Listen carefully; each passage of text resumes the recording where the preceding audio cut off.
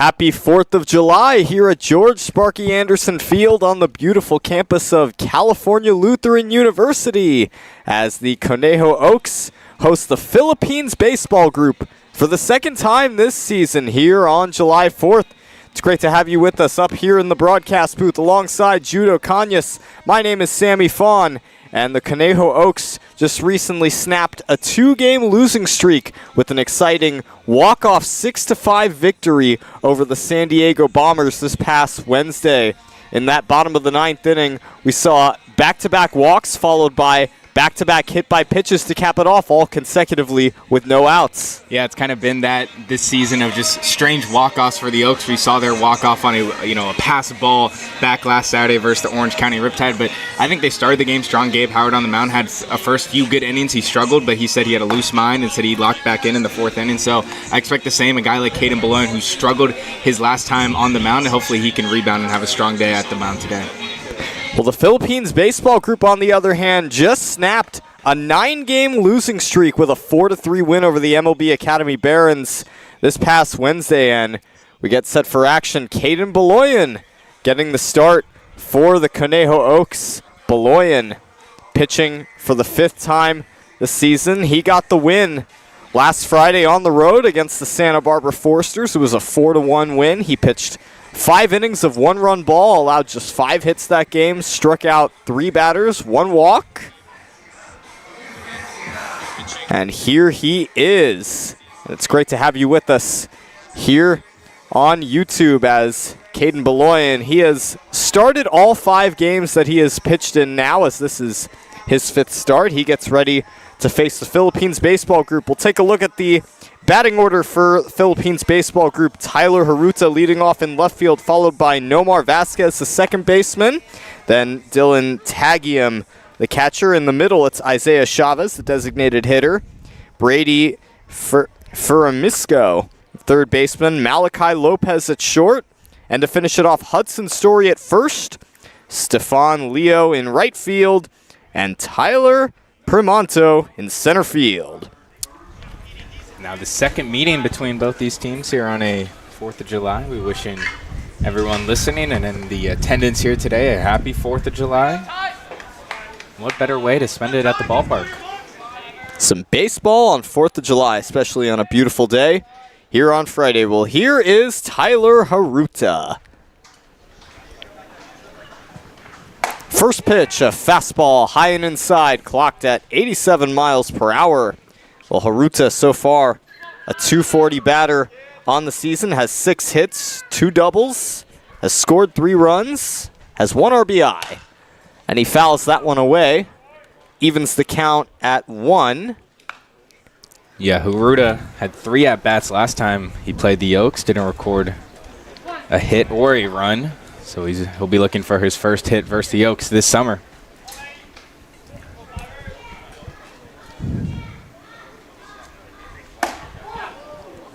(1-1), and it misses upstairs, and the count now 2-1 on Tyler Haruta. Well, Haruta, a rising senior at Simpson University. He's originally from Campbell, California.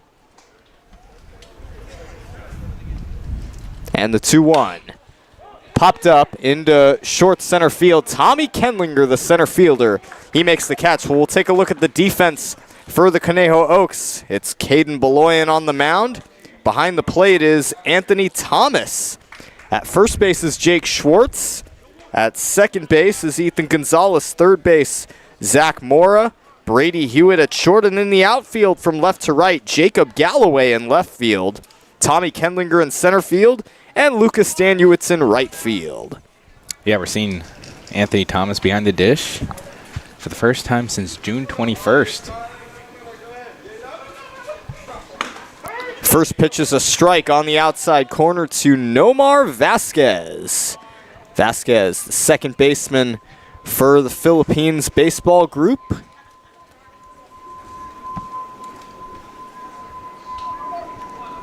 And the 0-1. There's another strike, almost identical location there on the corner. No balls and 2 strikes. Well, Vasquez, he's played at LA Mission College and Irvine Valley College in the last couple of years. as he waits for an 0-2 from Caden Beloyan. That one is fouled straight back. The count's still 0-2. Philippines baseball group currently in last in the CCL South, 2-10.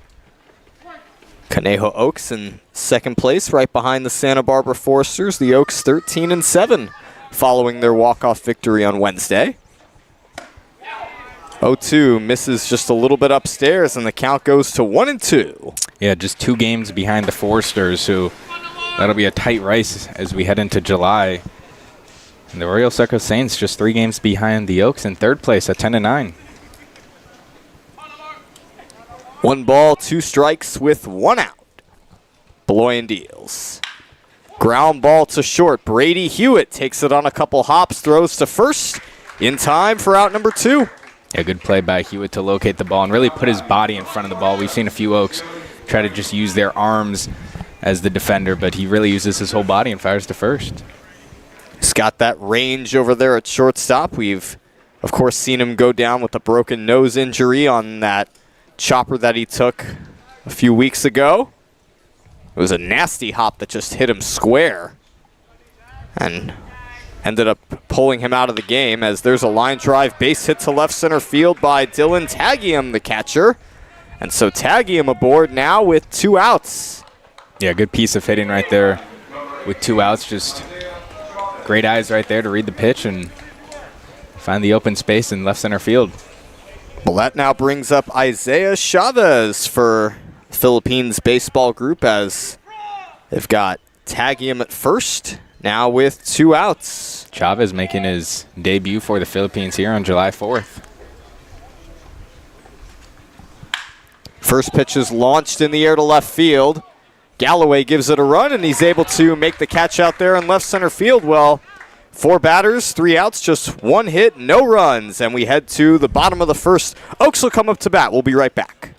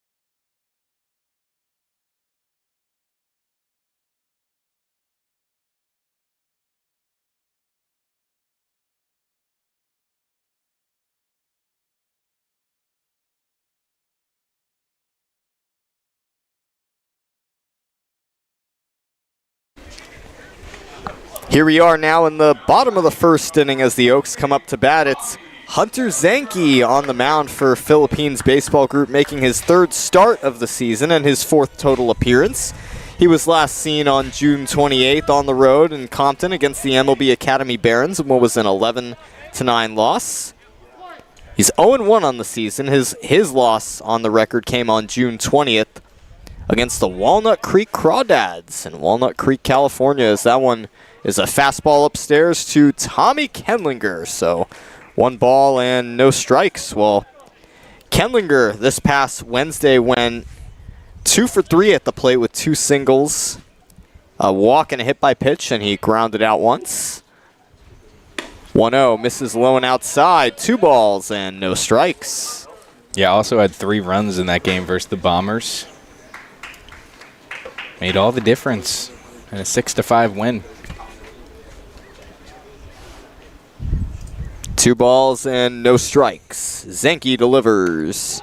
Kenlinger looks at ball 3 upstairs, so Kenlinger in the driver's seat, 3-0. To lead things off, he is the starting center fielder. He has filled that full-time role extremely well. A 3-0. There's a fastball that hits the outside corner, 3-1. Little comeback strike there from Hunter Zenke.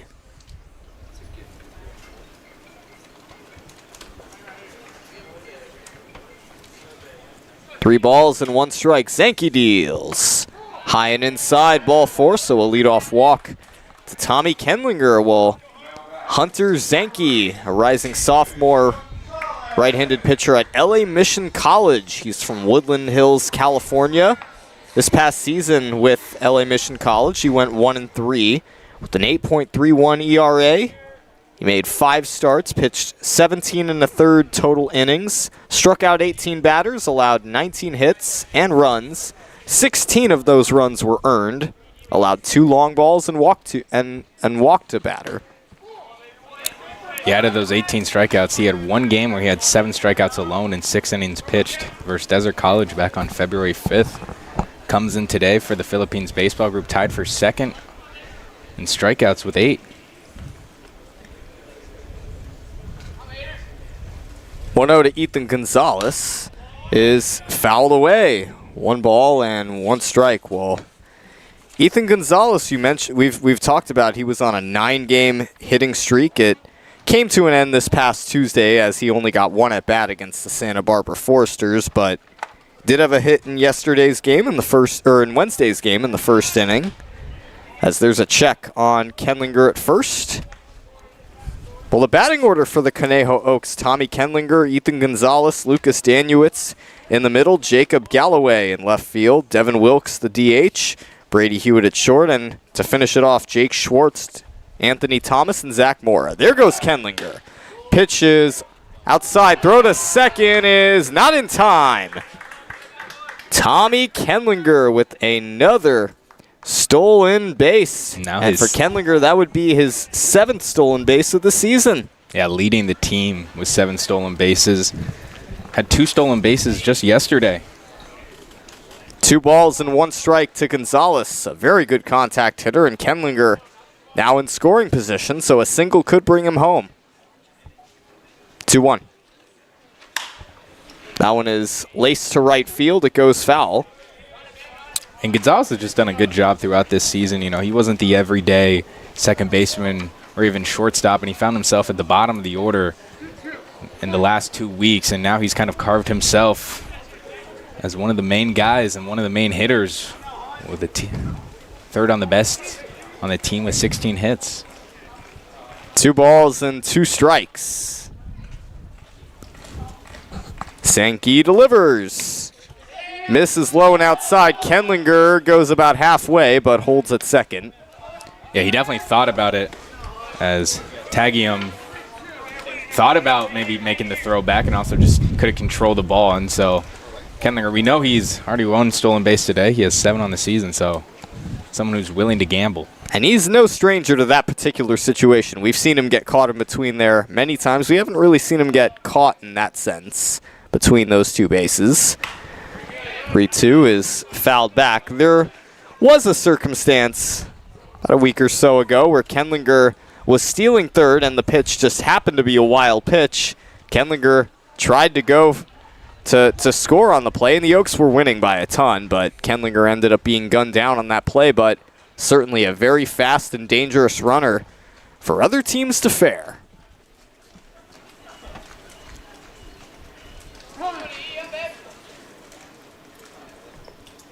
It's like Time is called here. It is a full count on Ethan Gonzalez.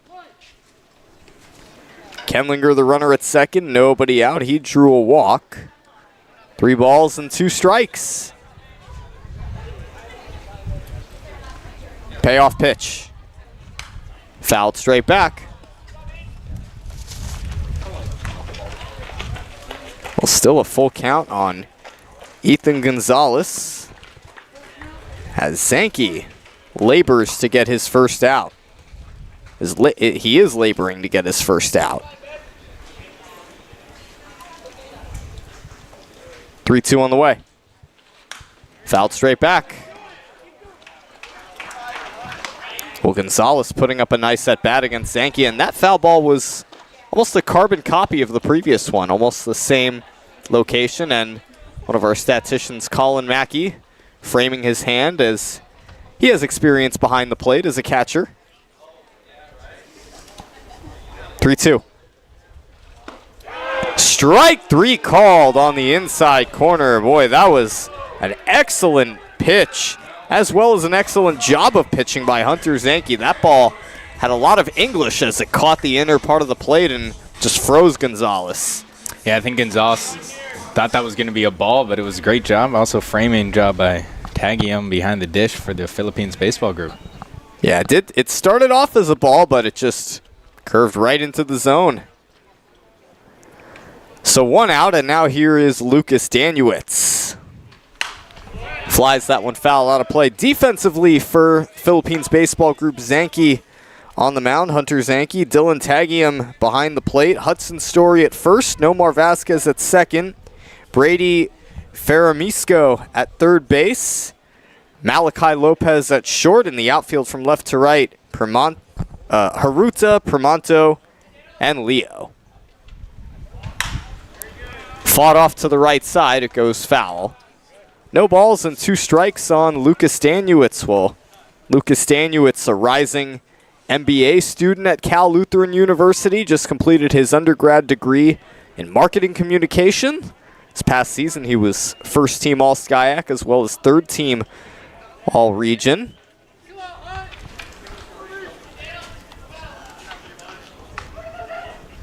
No balls and 2 strikes. That one misses outside. 1-2 on Danuitz. Well, Danuitz had the 3rd best batting average in the SCIAC this past season, as well as the 4th best OPS. 4th most amount of hits with 59. He did have the most doubles. Leads the team with 19 this summer. 1-2, that's in the dirt. It gets away and goes to the backstop, and Kenlinger goes to third.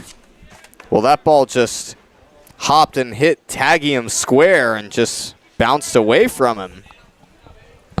Yeah, you knew Kenlinger thought about even potentially coming home. He had a hard break on those wheels that he's got. Made the smart decision to stay at third, knowing that Danuitz is a problem when he's got runners on base. He can bring him in with 9 RBIs this summer. Infield is moved in as it's a 2-2 pitch to Danuitz. Misses upstairs and the count is full. 3 balls and 2 strikes with 1 out. Well, with the speed that Kenlinger has on third, it's highly practical to play the infield up with less than 2 outs and nobody on first. 3 balls and 2 strikes. Payoff pitch. Fouled back again, so we'll reset and do it again.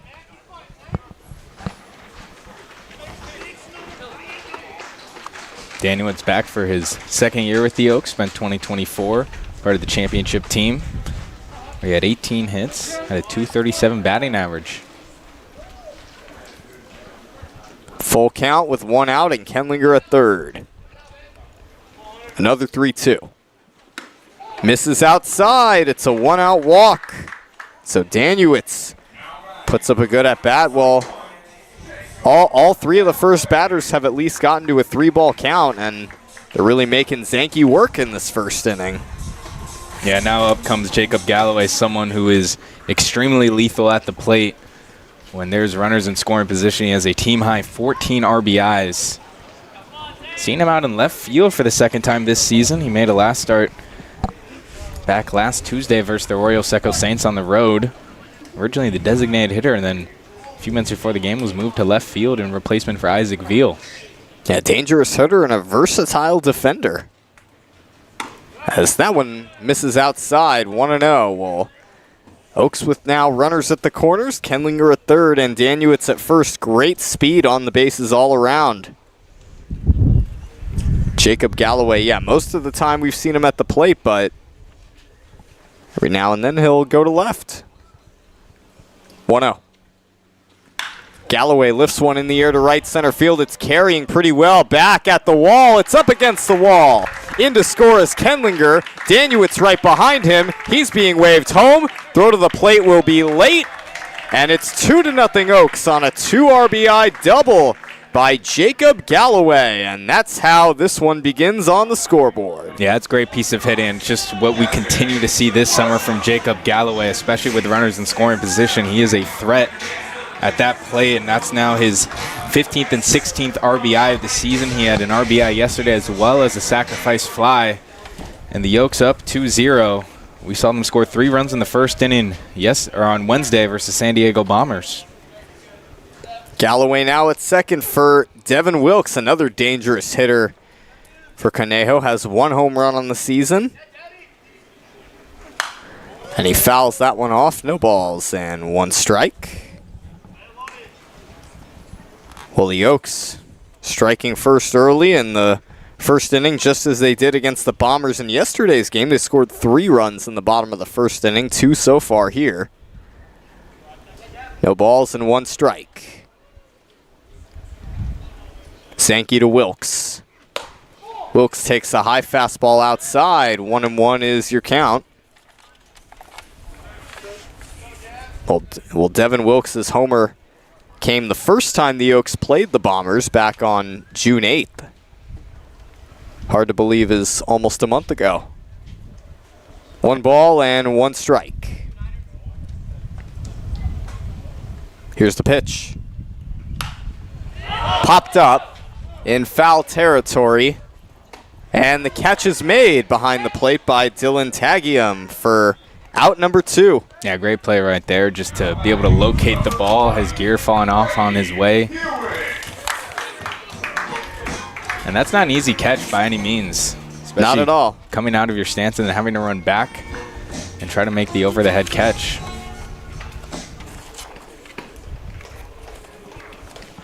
Well, that now brings up Brady Hewitt for the Conejo Oaks. Starting shortstop. With 2 outs and Galloway at second. Misses upstairs for a ball. Hewitt had the day off on Wednesday, but was the starting shortstop in their 4-2 loss versus the Foresters on July 1st. This Tuesday. Went 1 for 3 with a run and a reach on error. 1 ball and no strikes. Sankey deals. A swing and a miss. Evens the count at 1. 9 out of 10 times we have seen Brady Hewitt as the starting shortstop. It's also a place we've seen Zach Mora get the start and Ethan Gonzalez, but he's certainly played that position well. We've also seen him as the DH a few times. 1 ball and 1 strike. Zanke delivers. Swung on and missed, so Hewitt now behind in the count, 1-2. Well, Hewitt was the starting shortstop back in that game versus the Philippines baseball group back on June 6th. He was 2 for 4 with a run and a strikeout.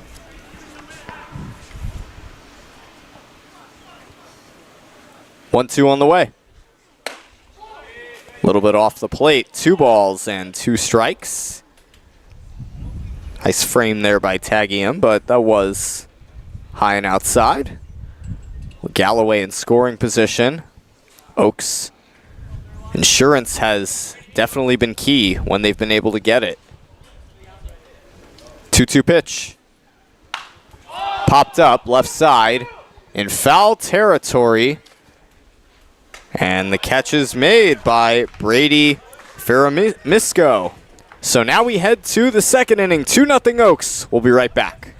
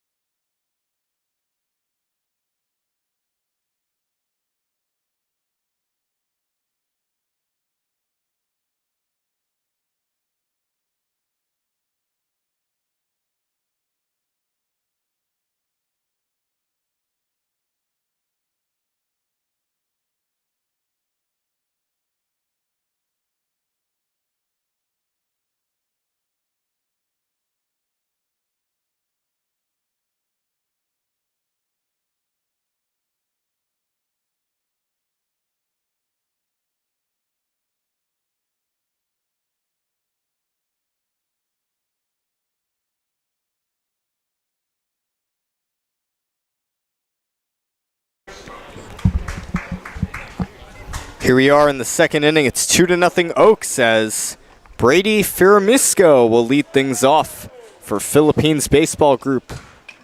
Philippines batted 4 batters in the first inning. They did get 1 hit from Dylan Tagium. But Brady Faramisco will lead things off. And he flies that one in the air to left field, and Galloway has room and makes the catch for the first out. Yeah, didn't have to do much there, just finding the ball in the wind pattern and able to make the play. And that's really the first action Galloway has gotten today so far in left field, with a fly ball in the air. That'll bring up Malachi Lopez, the shortstop for Philippines Baseball Group.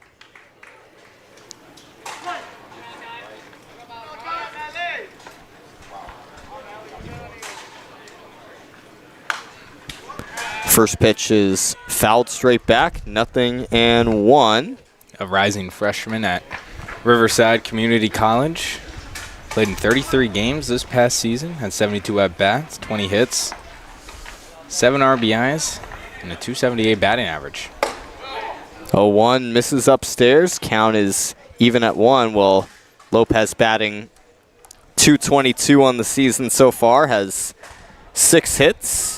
4 RBIs, has scored 2 runs of his own, playing in his 10th game. Check swing, and they say he went around, so the count is now 1-2. Only once has Lopez gone hitless so far this season. That was on June 24th. 1 ball, 2 strikes. The pitch. And Lopez gets a piece and stays up there. Well, this Philippines Baseball Group, this is the second time these two teams are playing each other. As an affiliate of the California Collegiate League, they do not have home games, per se. As that one is fouled away. 1 ball and 2 strikes. Yeah, the Oaks will see all 3 affiliate teams this week. Saw the San Diego Bombers on Wednesday, Philippines Baseball Group today, and tomorrow the San Diego Wave. Yeah, like you mentioned, Sammy, all teams that play on the road don't actually have a home stadium. Basically, they're auditioned to be in the California Collegiate League. Right. 1 ball and 2 strikes. Beloyan deals. Lopez fouls it straight back. Still got a 1-2 count. He's battling Beloyan here. Beloyan was able to just face 4 batters in the first inning.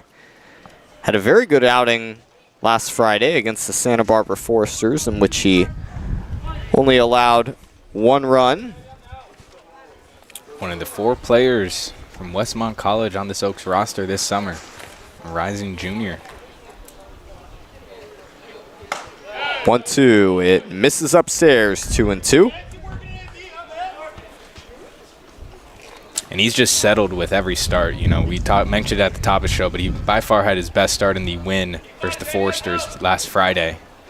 That 4-1 where he went 5 innings and 3 strikeouts. 2-2 pitch, check swing, and he went around. So Lopez is down swinging for Beloyan's first strikeout of the day. That would be his 13th of the season. That'll bring up Hudson Story, the first baseman for the Philippines baseball group. Getting his first looks at the plate here. Hudson Story, a rising sophomore at LA Mission College. He's from Stevenson Ranch, California, and he swings and misses at that first pitch. No balls and 1 strike. Well, this past season at LA Mission College, he hit 4 home runs. He batted .341. Knocked in 31 runs. Stole 7 out of 10 bases on his attempts. Played 40 games, and he fouls that one off to the right side, so he's behind 0-2. Made an appearance versus the Oaks back here on June 6th. Had 2 at-bats, 1 strikeout. And all we saw of him. He's batting .118 so far this season. Has 2 RBIs. There's a fastball outside. 1 ball and 2 strikes on Hudson Story.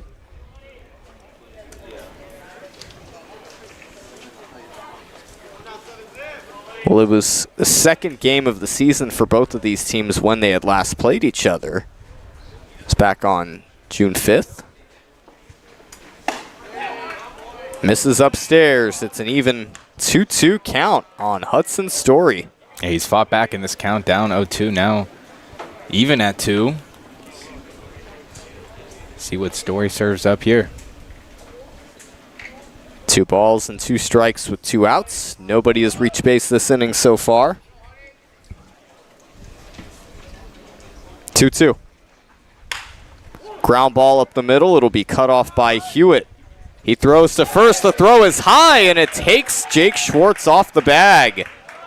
So, little last-minute juggle on the throw there by Brady Hewitt as he, seemed to do everything right, but the throw was just too high, and it pulls Jake Schwartz off the first base bag. So, Hudson Story is at first with 2 outs. Yeah, Hewitt just took his time a little to get towards that ground ball, and his throw, just a little high, and Jake Schwartz not the taller of the first baseman for the Oaks, so had to reach up and get there and took his foot off the bag. First pitch, a swing and a miss. Stefan Leo, the right fielder for the Philippines baseball group, and he's batting .148 this season. He's 4 hits so far out of 27 at-bats. Misses upstairs for a ball, 1-1. Stefan Leo, a rising senior at Holy Family University, as there's a check on Story at first. Well, Stefan Leo this past season batted .284, hit 3 long balls, stole 4 bases, played in 39 games. 1-1. Popped up right side in foul territory. A long run for Danuitz, and it flies out of play. Yeah, made a really good attempt to get there, but regardless how far he ran, the ball was not going to be in the field of play or even in foul territory for that.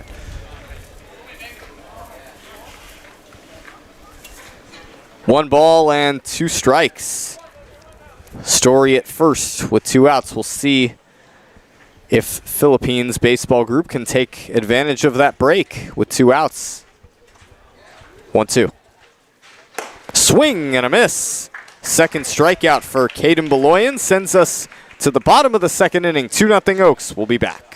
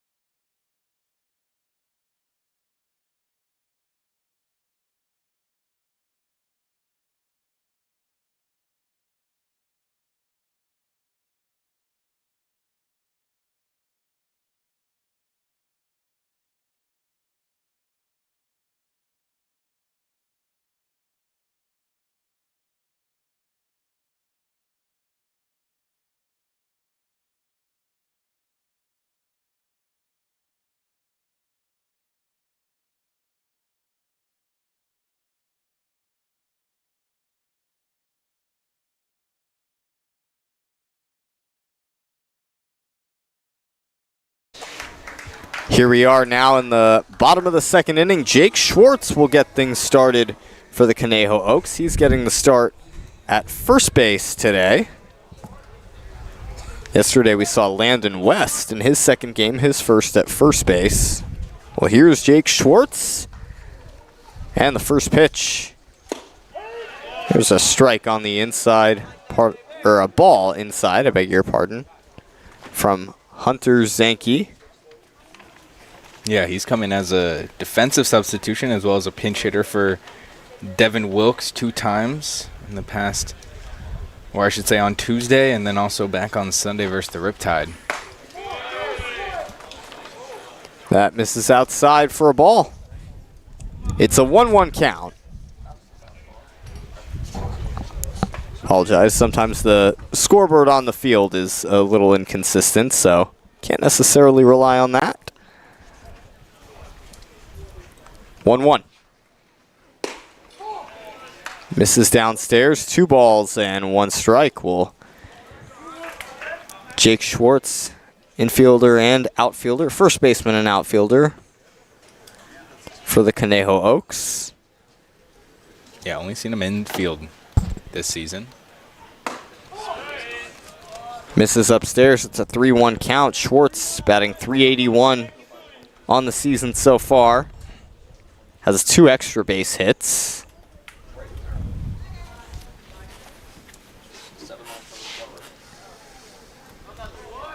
.3-1. That misses high and outside, so a leadoff walk to the rising sophomore at Point Loma Nazarene University. That brings up Anthony Thomas for the Conejo Oaks, getting the start as the catcher today. He was the first guy we saw start as the catcher earlier in the season. Yeah, making his first start behind the dish since June 21st. But he was the everyday for the first week. There's a strike on the corner, 0-1. Well, Thomas coming off of a 4 home run season in his first year at Grossmont College. Jake Schwartz at first, nobody out.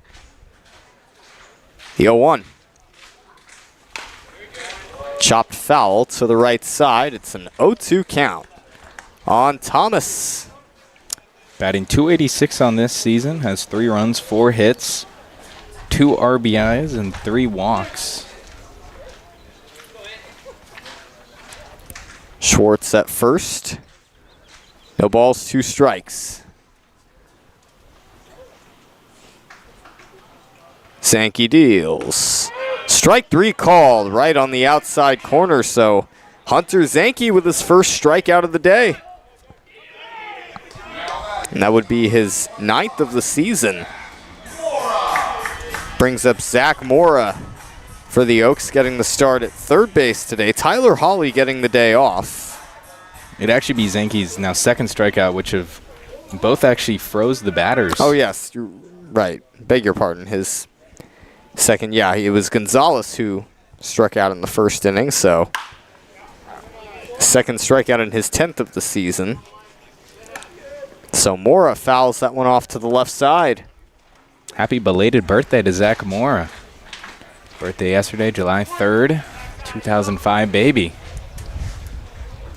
1 more year till 21. The 0-1. Swung on and missed. He falls behind, 0-2. Zach Mora, another Westmont College baseball player for the Oaks. He missed his first season.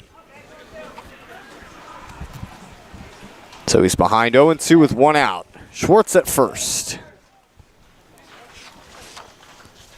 0-2 pitch.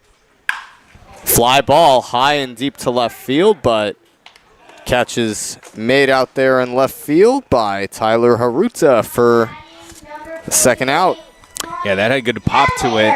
We've seen a few of those balls driven hard over to left field, but don't have the distance to go past the fence. And right there, that was another example of more on a hard hit ball. Tommy Kenlinger, the batter now. We're at the top of the order. He walked his first time up and ended up scoring.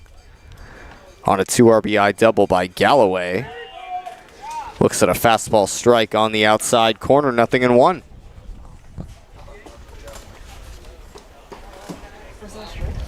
Kendlinger, one of the Oaks players who we've seen play a significant role in one of the walk-offs that they've had. The 0-1. Misses outside, 1 ball and 1 strike. In fact, it was a walk-off RBI single. That was against the MLB Academy Barons at home. That one goes behind Kendlinger, but it actually hits his bat. So it is a foul ball. I got to tell you, that's one of my biggest pet peeves when that happens. I get so frustrated and end up saying things that I can't say on the air. Yeah, Zanke's just thanking God for that one because that pitch was way outside. And just lucky that Kendlinger, when he ducked, actually just kept his bat up and was able to ricochet off. And a swing and a miss. So Kendlinger goes down swinging. And the inning is over. So we head now to the 3rd inning. 2-0 Oaks. Stay tuned.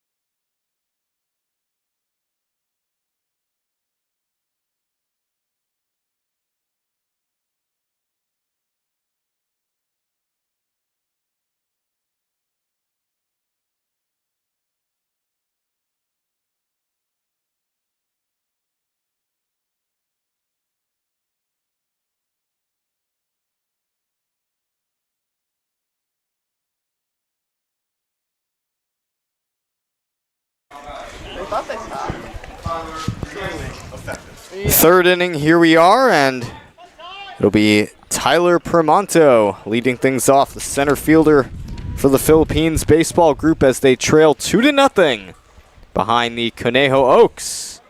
Yeah, Caden Beloyan back on for the 3rd inning, and he's kind of picked up where he left off last Friday. Continues the deal here. And Primanto chops that one foul. Primanto, rising sophomore at Mount Sac. He's originally from La Mirada. Attended La Mirada High School. No balls and 1 strike. Caden Beloyan in his 3rd inning of work. High fastball misses upstairs, 1-1. 87 there as it was clocked.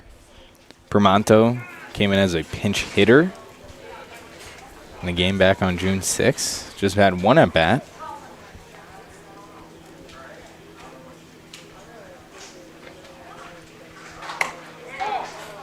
Misses upstairs. It's a 2-1 count on Primanto. Well, Primanto, the starting center fielder for Philippines baseball group. 2-1. Swung on and missed. It's an even 2-2 count. Yeah, that was the pitch that Beloyan was trying to get in the past 2 at balls. He finally got Primanto to chase the high cheese upstairs. Primanto, a 125 hitter on the season so far. 2-2.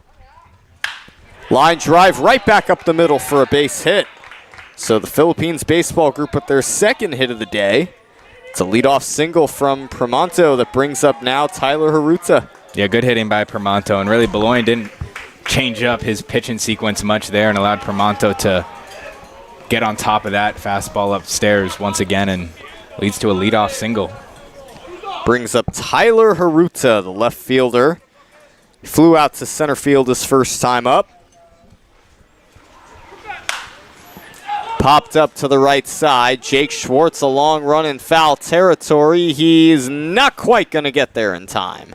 Well, Schwartz was definitely close to that one, and he got his glove about perhaps an inch or two away from the baseball, but it just landed right in front of it. Yeah, good attempt right there by Schwartz, and he was encroaching really close to the wall, so you have to think that maybe on his mind not to run full force into the wall. Not quite worth the risk. 0-1. There's a strike that catches the lower part of the zone. No balls and 2 strikes. And the Oaks have been good at caught stealing defensively, and Permonto has 2 caught steal attempts already on the season. 0-2 pitch. Check swing, and he went around with first base occupied. There's 1 out, as no need to throw down to first there with Permonto covering first. Well, that now brings up Nomar Vasquez, second baseman. He grounded out his first time up.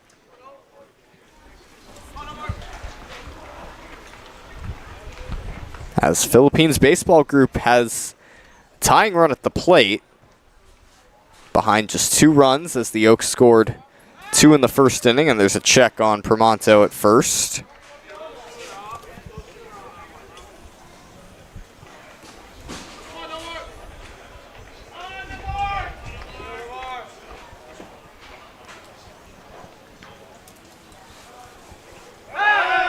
Another check on Permonto, a little closer that time, but he gets back safely.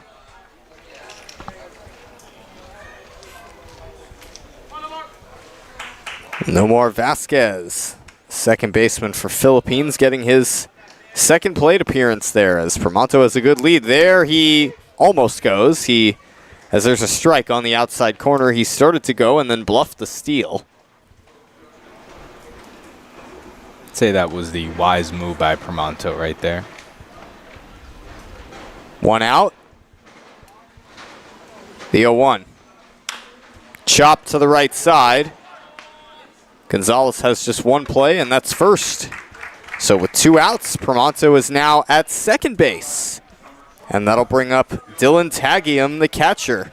Yeah, also Gonzalez had to kind of work through Permonto running from first to second to not, kind of locate the ball between the runners. So he did a good job of putting his body in front and making the play.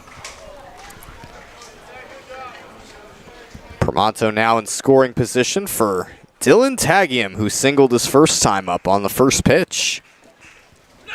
There he goes. Throw to third. Late.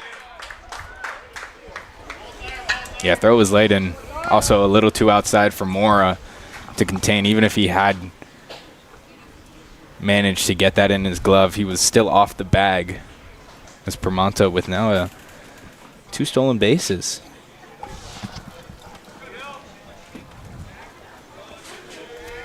Bueno. There's a strike on the outside corner. The count is even at 1. It's the first time Beloyan's dealing with any sort of runners in scoring position right now, but with 2 outs, all he needs to focus on is getting this strikeout right here. 1 ball and 1 strike. Beloyan delivers. Swing and a miss. 1 ball and 2 strikes now. Good pitch right there. Got him to chase outside with a fastball. This is really the first big opportunity that we've seen Philippines Baseball Group have to score. 1-2 with 2 outs. Permonto at third. Payoff from Beloyan. Pop to the right side. Jake Schwartz, right on the foul line, makes the catch. So we head to the bottom of the third. It's still 2-0 Oaks when we return.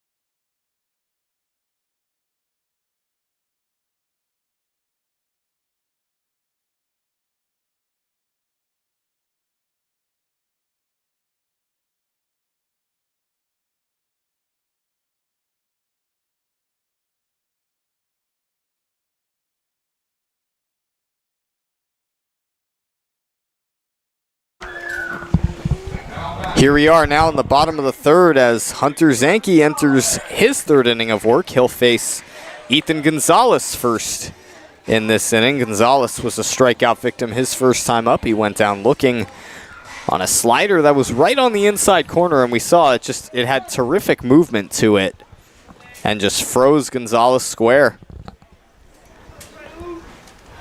Well, here's the first pitch. Gonzalez showing bunt, pulling it back. He looks at a strike on the outside corner. Well, the Oaks had scored 2 runs in the first inning. Gonzalez was right in between 2 walks with his strikeout as Lucas Danuitz waits on deck. The 0-1.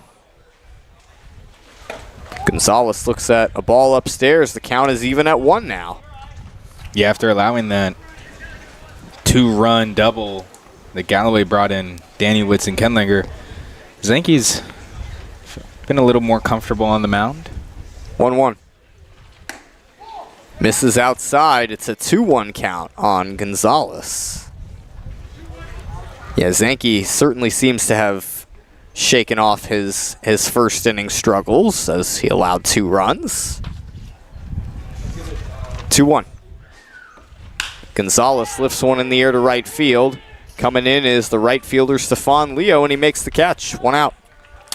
And the last time these two teams played, it was a tightly knit 4-2 win for the Conejo Oaks. It was actually the Philippines baseball group who jumped out to a 2-0 lead in the second inning, and then it was a 2-inning fourth inning, or two-run fourth inning, a 1-run fifth inning, and a 1-run eighth inning that eventually led to the Oaks' first league win of the season.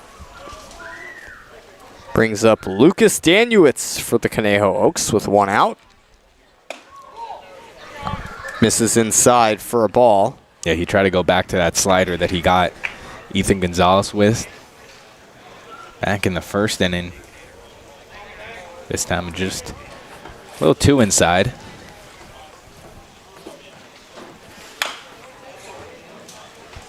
One-0 is fouled off right in the dirt. 1 ball and 1 strike. Yeah, the Oaks' first non-league game, their only non-league game that they've played right before the Philippines game, that was a game against the Coastal Dodgers. It's a landslide win for the Oaks in that first game. Of course, it wasn't a league win, so under the CCL record, it won't quite show up under that. 1 ball and 1 strike. Danuitz slaps it foul to the right side. 1 ball and 2 strikes. Danuitz was one of the 2 runs that was scored in the first inning. He walked his first time at the plate. 1-2 pitch.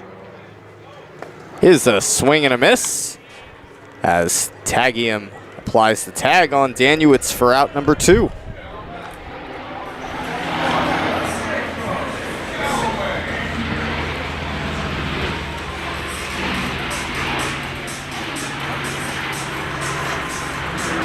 Well, that now brings up Jacob Galloway, who was responsible for the 2 runs from the first inning as he drove home both Kendlinger and Danuitz with a 2-ribby double to right field.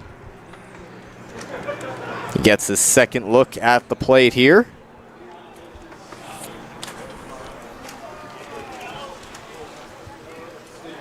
Two outs. Misses in the dirt for ball 1. Well, recalling back to Jacob Galloway's long home run that was on the road against the Arroyo Seco Saints. It was back on June 24th, and it was just a no-doubter to right center field. That misses high and outside. 2 balls and no strikes. Recently just committed to Oregon State. Well, he'll be moving on to his 3rd college program.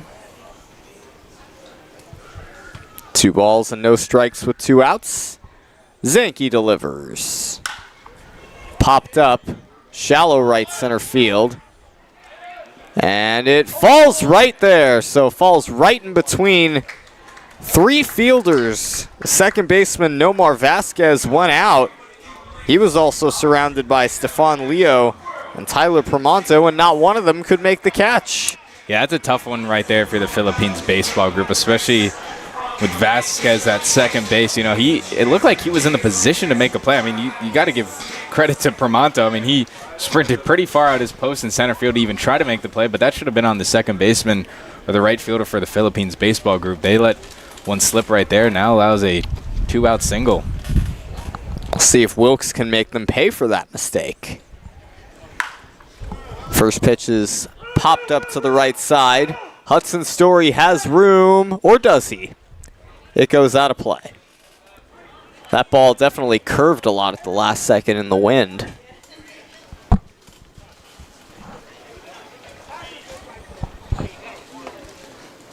So 0-1 as Wilkes gets lucky there, catches a break, and gets at least a couple other chances.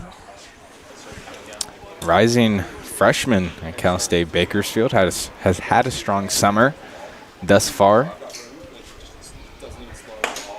0-1 is a high fastball. Count is even at 1.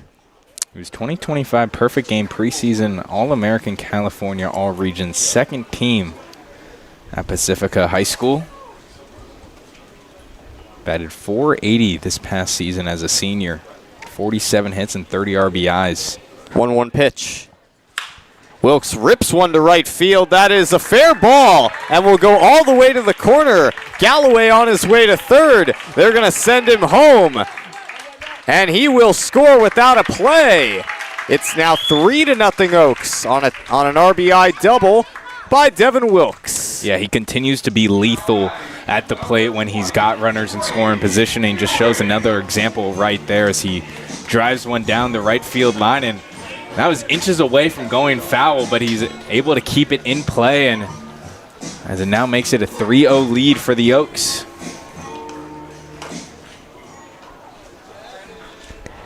And the Oaks make Philippines baseball group pay for that mistake. Well, with 2 outs now, here is Brady Hewitt. Misses upstairs for a ball. Oh, Brady Hewitt, he popped out to third his first time up. And 2 outs, Devin Wilkes is the runner at second. 1-0. Misses low and outside, 2 balls and no strikes. And with that hit right there by Wilkes, the double to bring home Galloway, he now puts himself on a 7-game hitting streak.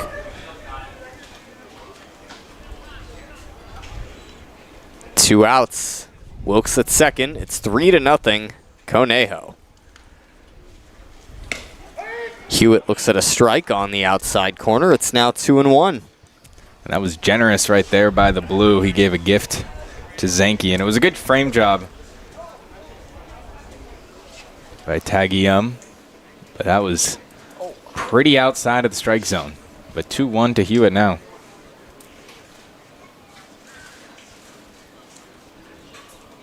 2-1 pitch.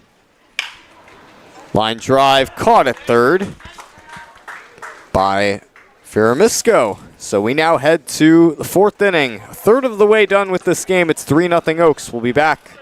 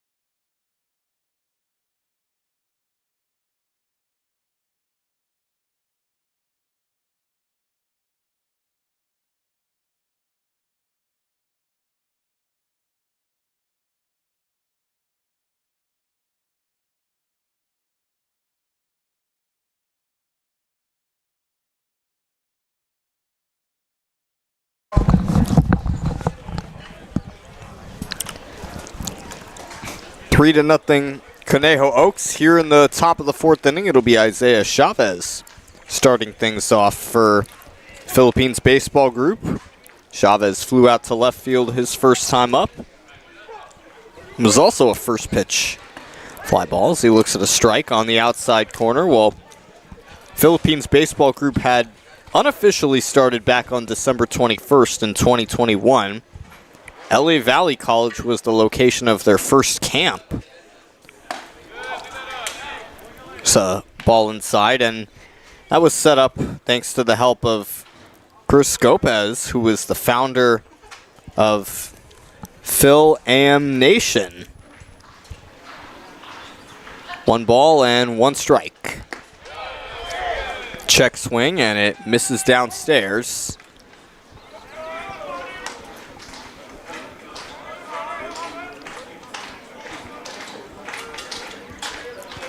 And Philippines Baseball Group has seen some players compete internationally representing Team Philippines in the Southeast Asian Games. So it's now a 3-1 count on Isaiah Chavez. Also seen them in the Baseball Federation Cup in the Asian Games held in China. Misses upstairs for ball 4, so Isaiah Chavez with a leadoff walk. It's his first time on the bags as a member of the Philippines Baseball Group, making his debut today.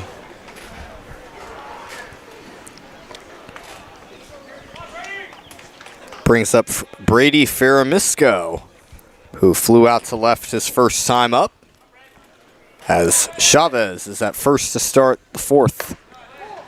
Misses upstairs for a ball, 1 ball, and no strikes. A happy 4th of July to all those listening, tuning in here for the Conejo Oaks on a 4th of July 4th special. 1-0. There's a strike on the outside corner, 1 ball and 1 strike. When we talked about insurance, the Oaks were able to pick up an insurance run in the bottom of the 3rd inning thanks to the lucky single from Jacob Galloway and then the RBI double from Devin Wilkes. The 1-1. Chop to the right side. Gonzalez will throw to second for 1. Throw to first is not in time and also gets away. Good backup by Anthony Thomas to keep Ferramisco at first. Yeah, it's now the second time we've seen Hewitt kind of overthrow Schwartz. This time, Schwartz was not able to even contain it. Obviously, his foot was going to come off the bag regardless. But, yeah, like you said, I mean, Anthony Thomas does a good job of getting back there immediately because, I mean, if no one was there, Ferramisco potentially could have gone for 2. Well, that brings up Malachi Lopez, who struck out swinging his first time up as Beloyan is in his 4th inning of work. He looks at a fastball strike on the outside corner, 0-1. Well, Philippines Baseball Group now chasing 3 runs here in this 4th inning. As there's a ball in the dirt blocked by Anthony Thomas. 1 ball and 1 strike.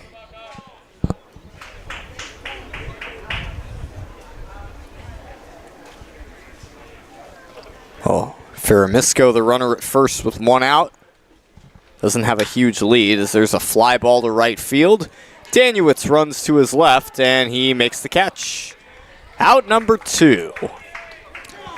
Yeah, Danuitz just showing off his great range.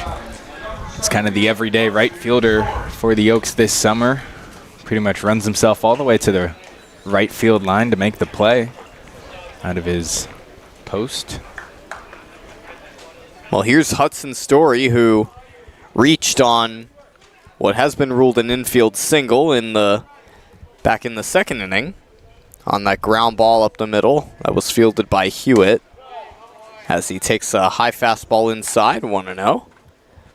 The Philippines Baseball Group were not able to capitalize on that break that they got with Story reaching first. Yeah, it's been back-to-back innings where they have not been able to capitalize. That one is fouled away. Tyler Primato was on third base after back-to-back stolen bases. And Boulogne was able to retire 3 straight batters to keep him stranded as he continues to deal here in the 4th inning.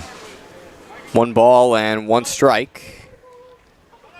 There goes Firmisco, and that one is looped to left center field for a base hit. And Firmisco will head to third.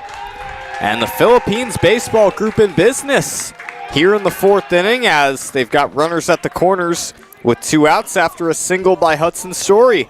Yeah, it was strong base running there by Firmisco, and it just helps that Story was able to line a single into left center field as Firmisco is able to keep his momentum and pull him over to third base. And now runners at the corners. Real opportunity for the Philippines baseball group. 1st and 3rd with 2 outs, 3-0 ball game. Oaks out in front. There's a swing and a miss from Stefan Leo, the right fielder. He went down swinging his first time up. And that was the same pitch that got him to strike out. Last time we saw him, the upstairs inside pitch. See what Boulogne goes here on an 0-1. Slow chopper to short. Hewitt scoops it and throws to first for out number 3. Well, Philippines baseball group leaves a couple stranded. They leave the runners at the corners. And we head to the bottom of the 4th. Stay tuned.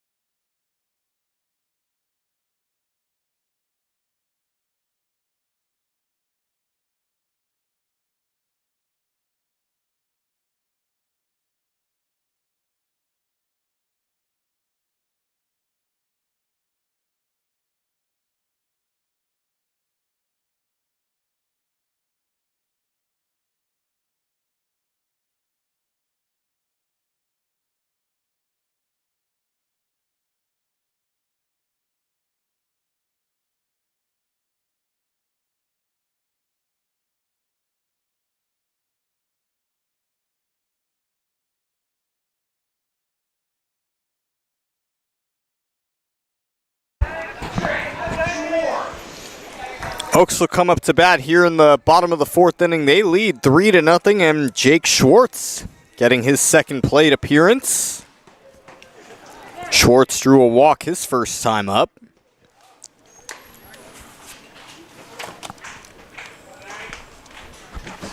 First pitch from Zanke as he enters his 4th inning of work, and Schwartz takes the ball low and inside. And to finish out that inning at the top of the 4th, it was a much better throw by Brady Hewitt on the run. We'd seen twice already him kind of overthrow Schwartz, but that one he was able to line to first base just in time to get the 3rd out. Looks like time was called before the pitch was thrown. Looked like it may have been from the bullpen. Yeah, I think a ball had come into the deck where Anthony Thomas was, and good eye by the first base umpire to call. 1 ball and no strikes. Zanke deals. Grounded right back up the middle off of Zanke. He recovers with it and throws to first for the out. Well, I believe Zanke is okay. That was a hot shot. Right against, looked like kind of near his knee. But he's able to defend it and throw to first. Yeah, we call that the human shield. As he was able to, obviously not meant to do that, but as he turned his body around, he took the ball as well.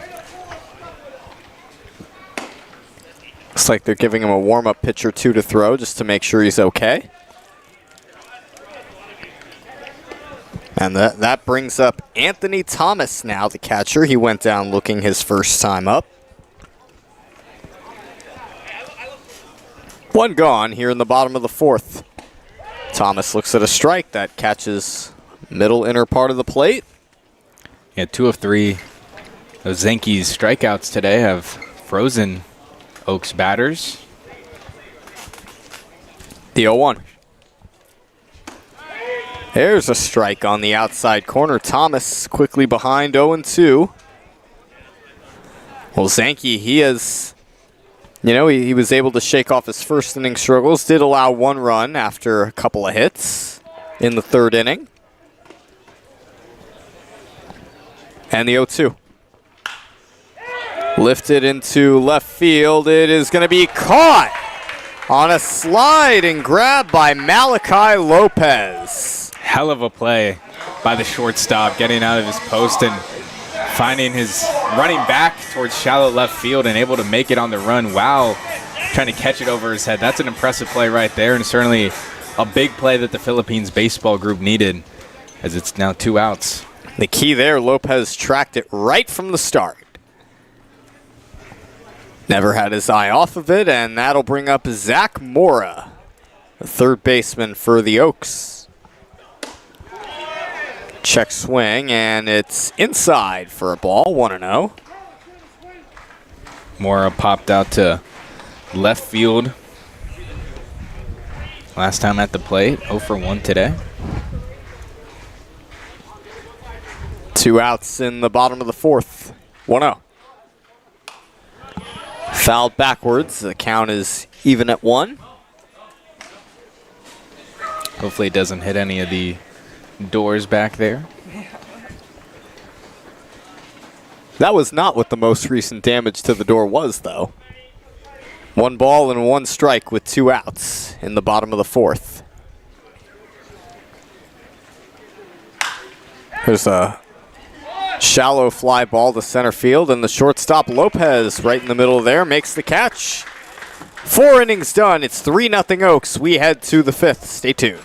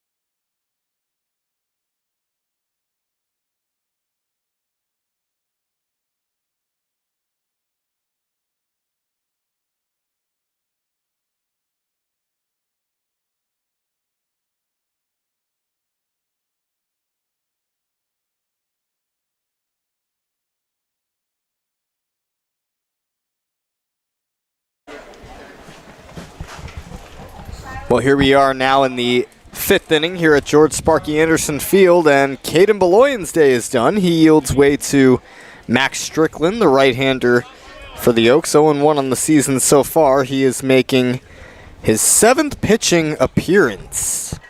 Yeah, He last pitched on June 28th against the Orange County Riptide, where the Oaks hosted them at Ventura College in a 7-6 win. In extra innings on a walk-off. First pitch, a fastball outside, 1-0 on Tyler Permonto, who was showing bunt.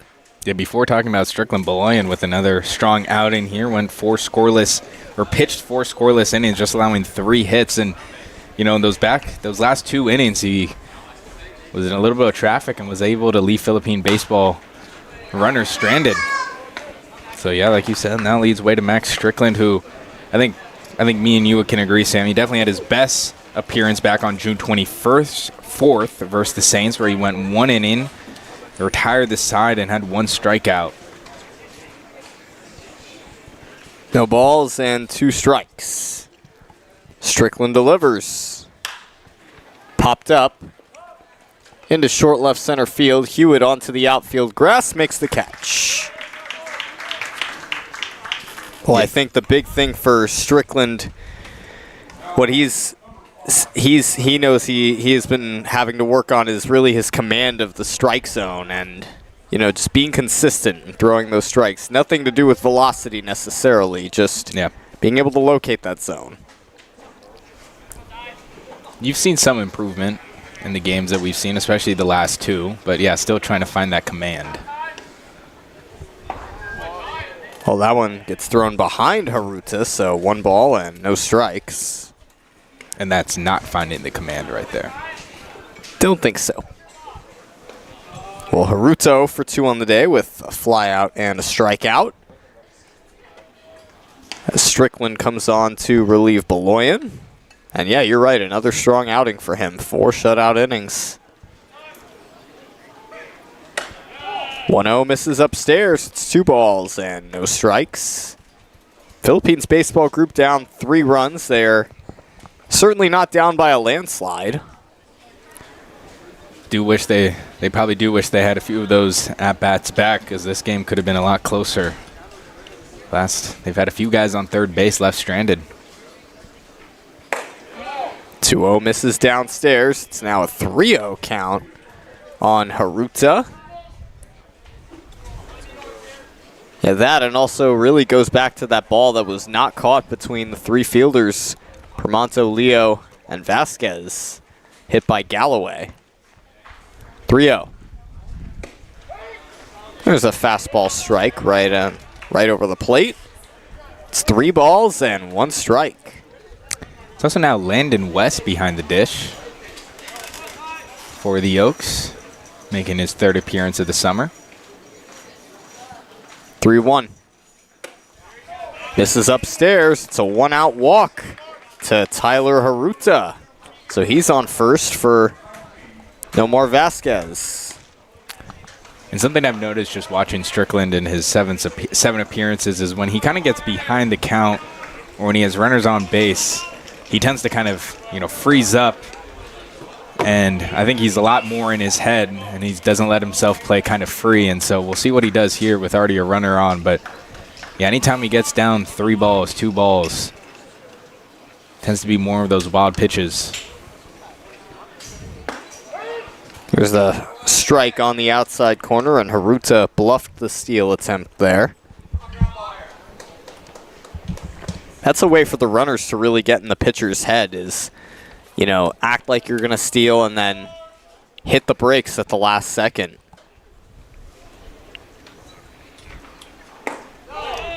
Misses low and inside. It's now an even 1-1 count.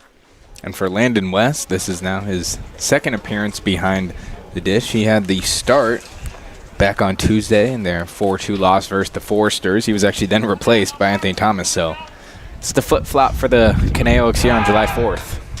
Pickoff throw to first. 1-1 with 1 out on Nomar Vasquez. He has grounded out twice today. As Philippines is yet to score on the day. Had a few opportunities to do so. 1-1. And they say he went around for strike 2, so it's 1-2 on Nomar Vasquez. On deck is Dylan Tagium for Philippines Baseball Group. 1-2 with 1 out. 3-0 Oaks. 1-2 on the way. Check swing, foul ball to the right side. It's still 1-2. So Vasquez definitely putting on a nice at-bat against Strickland. Yeah, and once these teams really make Strickland work, it can be hard for him to find his groove and just crank it up. Yeah, for him, I feel like it's a lot more in the head. 1-2 misses low and away. It's now an even 2-2 count. Beautiful Friday, 4th of July here in Thousand Oaks, California. As there is 1 out here in the 5th. Runner at first. 2-2 on the way. Misses down and away. It's now a full count. Yeah, he's just got to stay calm here. We've seen a few times already this season where we get into a circus of walks, which eventually ends up costing the Oaks. So right here, he just needs to stay calm and collected. There goes Haruta, and it's high and inside for ball 4. So back-to-back walks after a pop out. It's first and second, 1 out. That will bring the tying run to the plate. It's Dylan Tagium, the catcher for Philippines Baseball Group. He's 1 for 2 on the day with a single. Yeah, certainly a guy you want up at the plate right now, especially with Strickland on the mound. Tagium, second on the team with 10 RBIs, so he is a threat when he's at the plate, especially with runners in scoring position. And now that's Tyler Haruta at second base for the Philippines Baseball Group, who's batting .378 this season. Line drive to right field. That's down for a hit. That's going to put Philippines Baseball Group on the board. Haruta scores. Vasquez goes to third. And Tagium slides into second safely with an RBI double. It is 3-1 Oaks. Yeah, right on cue. Tagium does what he's been doing for the Philippines Baseball Group all season long. He's bringing in runners. And right there, he gets his 11th runner brought in this season. And now there's 2 runners in scoring position. So this is, you talked about it earlier, Sam, we both talked about just kind of when he's now under this sort of pressure, this is where it tends to turn bad. But we'll see if he's able to rebound after that RBI double. The batter is Isaiah Chavez, designated hitter. The corners are up for the Oaks. Chavez looks at a ball low and away.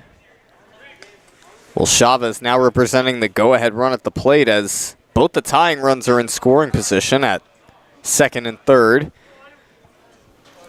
It's Vasquez at third and Tagium at second. Tagium, of course, with a great lead. Nobody holding him on. Goes to the backstop. Picking it up is West. And safe at home is Vasquez. It's a 1-run ball game as a wild pitch leads to Philippines Baseball Group's second run. Yeah, now we're going to see Landon West come up to the mound and try to put some confidence in his pitcher, who has given him now back-to-back runs.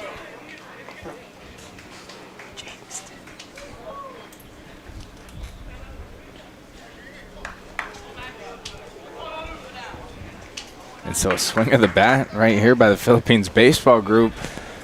Well, it could take the first lead of their game. Certainly warrants the infield to come in after that wild pitch. So Tagium at third with 1 out. 2-0 to Isaiah Chavez. 2-0 pitch. Misses upstairs. It's 3-0. A walk here could also set up a double play scenario for the Oaks. 3 balls and no strikes with 1 out. Strickland delivers. Misses high and inside. It's a 4-pitch walk to Chavez. So it's runners at the corners again. And there's 1 out. And now, yeah, we're going to see Coach David Solis come meet at the mound. And you only wondered when that time was going to come. I mean, outside of the pop out to shortstop, Strickland has really struggled in his appearance in the 5th inning. And that is going to be it for Max Strickland. So pitching change here looks like it's going to be the lefty, Daniel Morge. And we will step aside.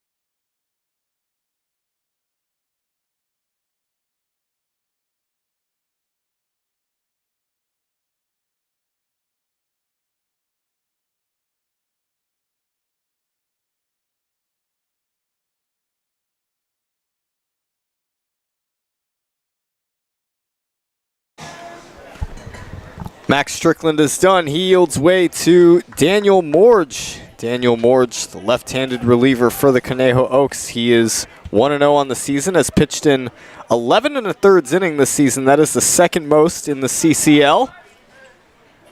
And he gets ready to face Brady Firamisco. Yeah, Morge comes into this game with 10 strikeouts. Has him 4th on the team. Yet to allow a run. 1-0 bunted. Morge is not able to pick it up. And coming to the plate is Tagium, and this game is tied. And well, that was the announcer's jinx, because I just said he had not he hasn't allowed a run. That was actually the runner of Max Strickland. Right. And Strickland still has one more runner to his name. That's Isaiah Chavez at second. So the Philippines baseball group have now tied the game on a bunt that brings Tagium home.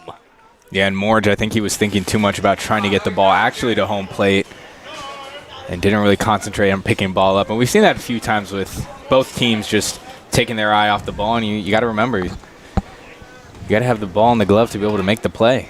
Yeah, and if you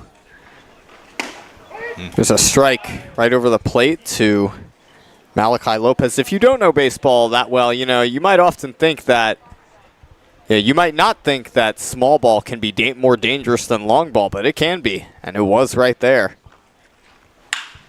There's a shot past the glove of Hewitt into left field for a base hit. Chavez will hold at third. And so now the Philippines baseball group has the bases loaded with 1 out in a tie ball game. brings up Hudson Storywell. Certainly putting on a rally here in the 5th inning. Yeah, they've just come out swinging and been aggressive at the first pitch that they see.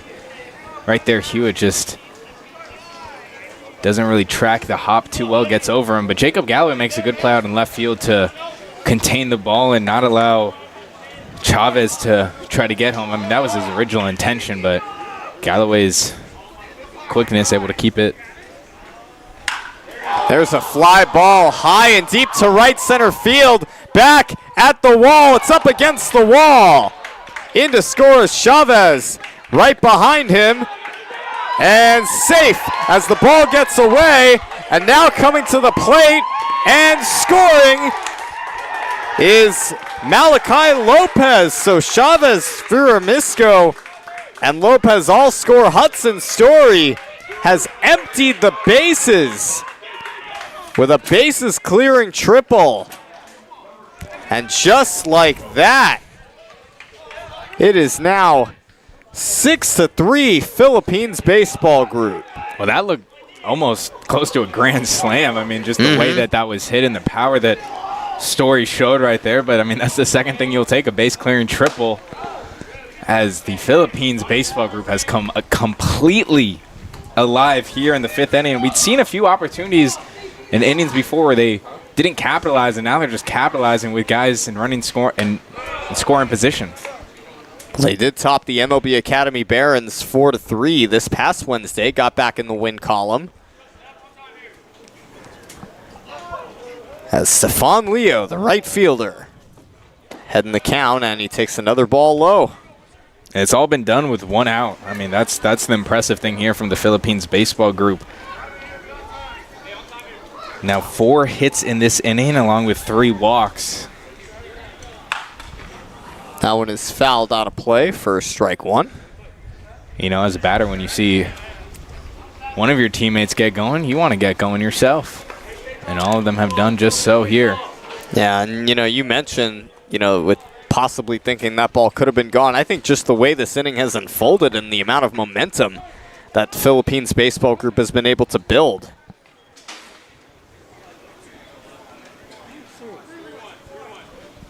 It's 3-1 on Stephon Leo.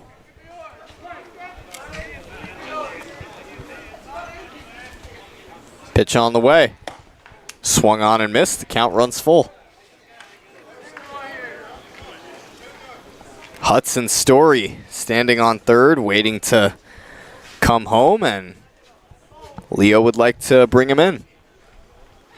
3-2. Shot to third.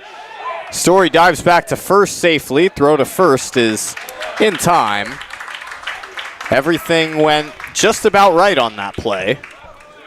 It was good for Zach Mora to check on Story. He was able to do that and throw to first in time to get Leo while keeping Story at third. Yeah, now the Philippines baseball group has batted around in this inning as Tyler Primato is back for a second time in this inning. There's a swing and a miss from Primato for a strike. Yeah, they have batted around, which means, wait for it, I've run out of room in my 5th inning column in my scorebook. The 0-1.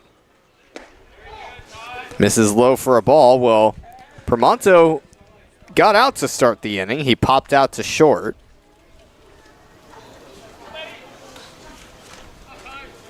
One ball and 1 strike. That almost hits him. If he had not moved, it would have.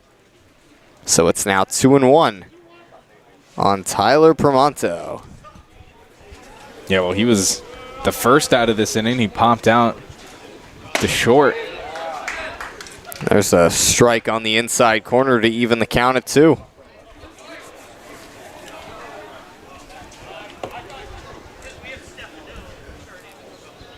Two. Misses inside. Oh, it actually hit Primato, so he goes to first. Story has nowhere to go as the ball is dead.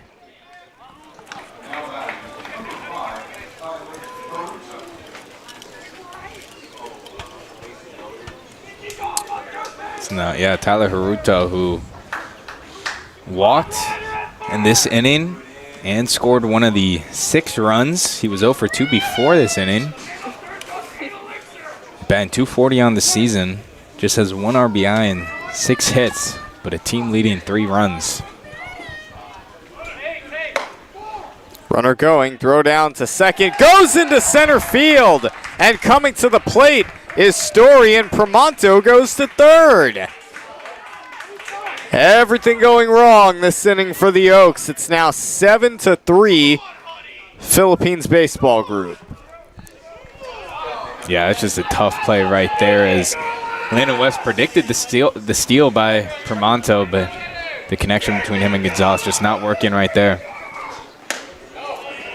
Misses outside. It's 2 balls and no strikes. Well, Haruta, he walked earlier this inning. He was the first base runner for the Philippines Baseball Group in this long 5th inning. 2-0 hits the outside corner for a strike, 2-1.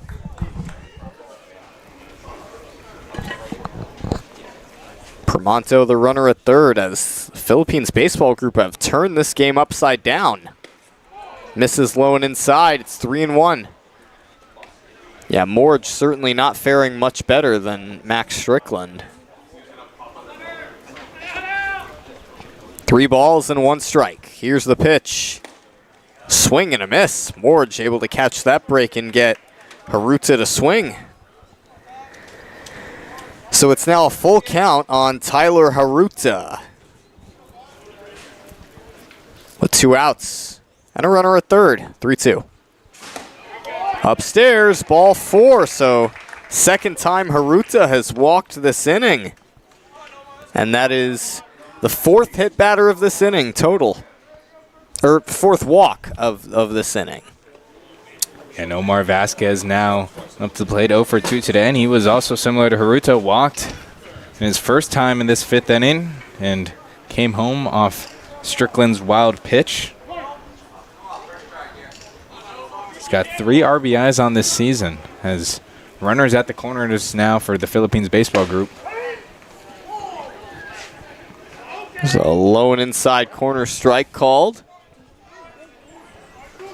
on Nomar Vasquez. He walked earlier in this inning as well. Pramonto and Haruta the runners, first and third with 2 outs. There goes Haruta. Pitches high, and West will not even bother to throw. Yeah, I think that was a smart job, a smart play right there by West. We've already seen the miscue once, allow a run to come in, but also just with a runner on third base, even if that play is made. 1 ball, 1 strike with 2 outs, second and third. There's a strike on the outside corner. It's 1-2 on Vasquez. Good framing job right there by West.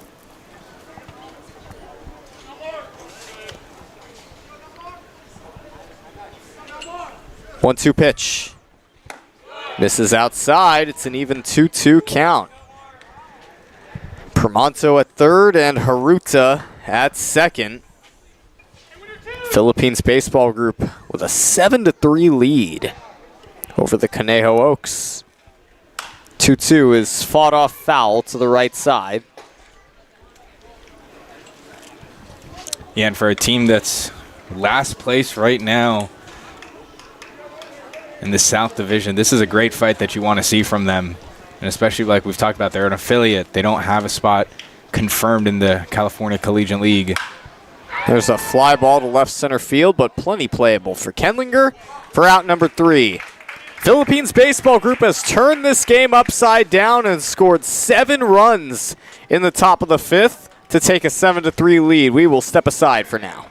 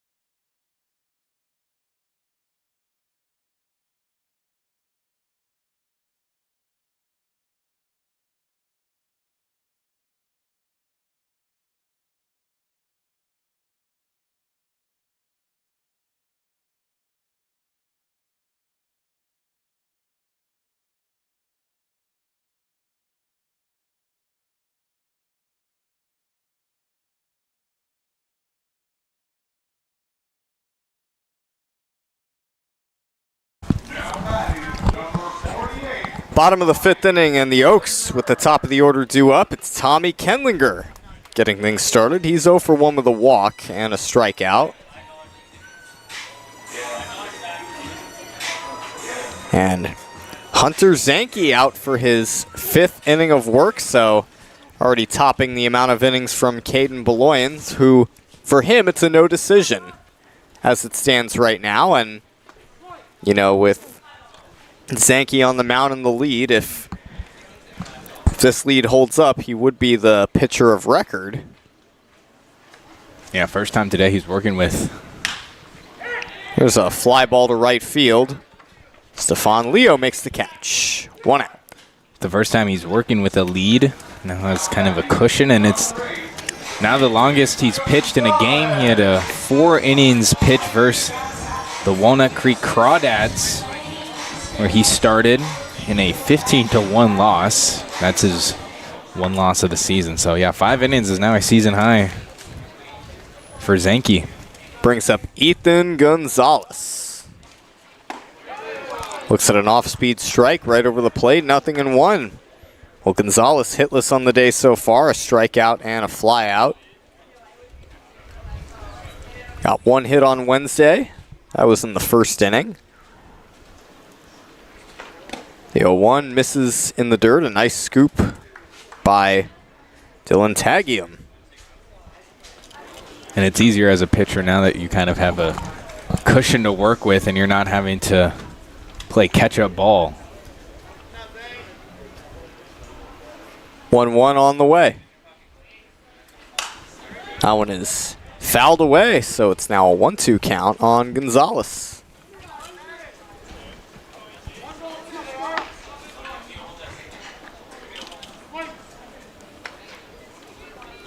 One out here in the bottom of the 5th inning. Zanke with a very comfortable 7-3 cushion. 1-2. In the dirt, it's now 2 balls and 2 strikes on Gonzalez.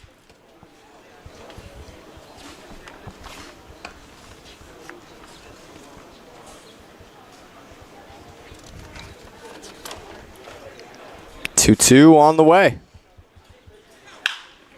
Rip to third, right at Firamisco. Throw to first, takes Hudson Story off the bag. So Gonzalez is safe at first. Yeah, Firmisco's throw just outside. His Story had to try to at least just try to make the catch. I mean, if he didn't make the catch, Gonzalez easily could have gone for 2. So that would be an error charge to Brady Firamisco. And it brings up Lucas Danuitz with 1 out and Gonzalez at first.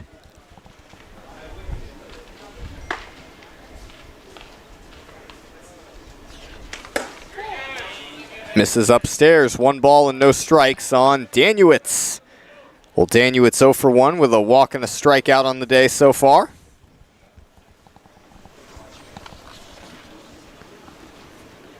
One on, 1 out.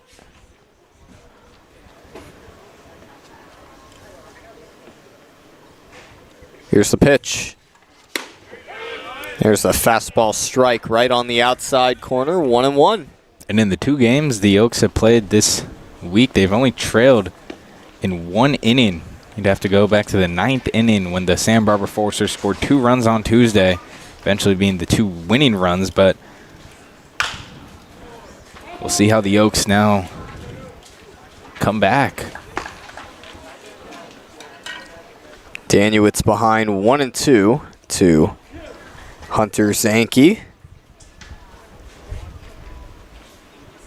1 out, 1 on. 1-2. Misses upstairs. The count is even at 2. Danuitz coming off of a 2 home run season for the Cal Lutheran Kingsmen. Gonzalez with a good lead at first with 1 out. Fastball misses outside. The count runs full on Danuitz. Good job staying patient here from Danuitz. So it doesn't all have to come in 1 for the Oaks. There's still 4 innings left to play. 3-2. There goes Gonzalez. Swing and a miss. Throw to second, not in time. So a strikeout, but a stolen base for Ethan Gonzalez with 2 down. Well, the Oaks, they still have that error on second base, so they still have a chance to make the Philippines baseball group pay for that mistake from Brady Firamisco at third, as Jacob Galloway is the batter. Yeah, who better to be at the plate right now than Jacob Galloway? He's 2 for 2 on the day with 2 RBIs. Has a team-leading 14 RBIs, so he is a weapon when he's at the plate for the Oaks with runners in scoring position. There's a strike on the inside corner, 0-1. Well, yeah, Galloway on the day, a 2 RBI double, and then a single his last time up that shouldn't have really been a single. So Gonzalez at second with 2 outs. The 0-1. Misses outside. 1 ball and 1 strike.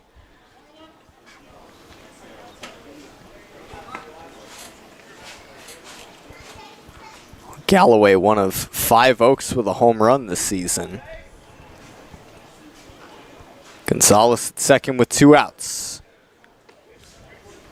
1-1 pitch. That's in the dirt, blocked by Tagium.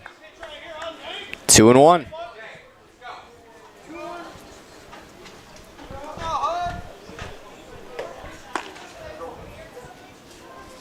Two out in the inning. A 7-3 lead for Philippines baseball group. Here's the 2-1. Misses high and outside. It's a 3-1 count on Galloway. Yeah, Galloway knows that this pitch has to come pretty much middle of the strike zone. So expect Galloway to try to jump on this pitch. Devin Wilkes waits on deck. Runner at second, 2 outs. 3-1.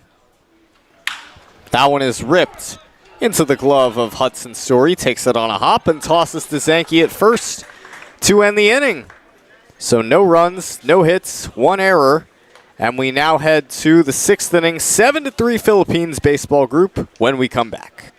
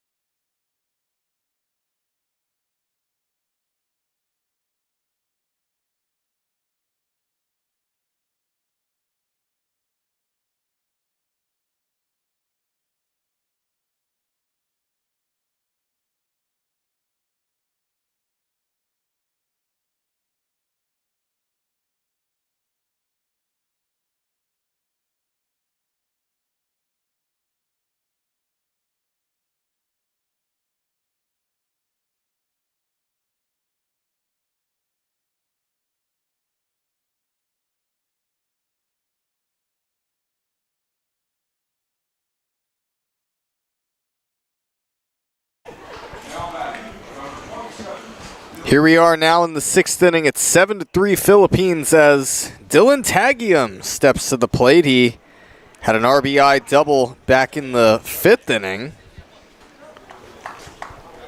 That was the first of 7 runs that Philippines scored in that 7-run rally. That was against Max Strickland. And the first pitch plunks, tagging him right on the shoulder. So hit batter, he goes down to first to start off the 6th. And that is not how you want to start the 6th inning, especially after, like we've already seen, Sammy, a colossal monster like inning that just, I mean, the Philippines baseball group came alive on all cylinders, and a hit pitcher to start this inning is not a ideal way to start, especially as Daniel Morge still tries to find his rhythm today on the mound. Brings up Isaiah Chavez, who looks at a strike right over the plate, 0-1. Well, Chavez walked his last time up and would score. The 0-1 is in the dirt, and taking off for second, tagging him, he's safe. As the ball almost skipped into center field, but good backup by Brady Hewitt at short, as it had deflected off of Gonzalez and went right to him, but a stolen base for Dylan Tagium. 1 ball and 1 strike on Chavez. Morge delivers. Popped up, right side, into right. Danuitz makes the catch. Tagium bluffs the tag and remains at second. So 1 out. A big out for the Oaks there. That'll now bring up Brady Ferramisco.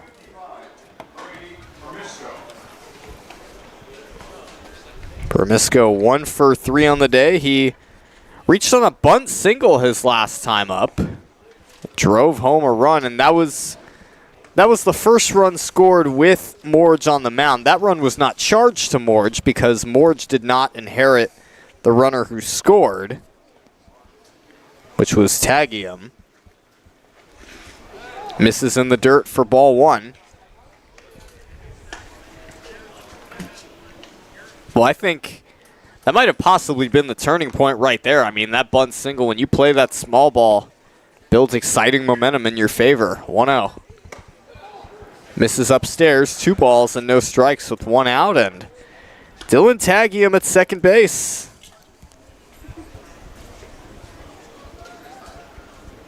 Oaks down by 4 runs. 2-0. There's a strike that hits the lower part of the zone. 2-1.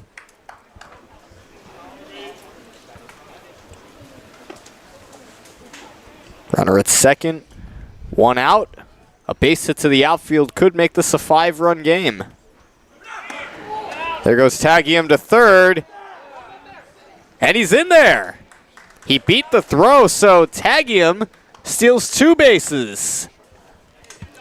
Yeah, it was good base running, but also I think Moore just took his eyes off the ball and didn't control it. I mean, the throw wasn't bad by Landon West, and I mean, it certainly would have been a bang-bang play. Well, when you have a big lead, it can be a lot easier to take risks, as Tagium did there. As it's a walk to Ferramisco. Second free pass allowed this inning. That brings up Malachi Lopez, who singled to left field last inning. And then Ferramisco, and Chavez were all brought home on a bases clearing double, or a triple, by Hudson Story. He is on deck. First and third with 1 out. Chopper foul to the left side.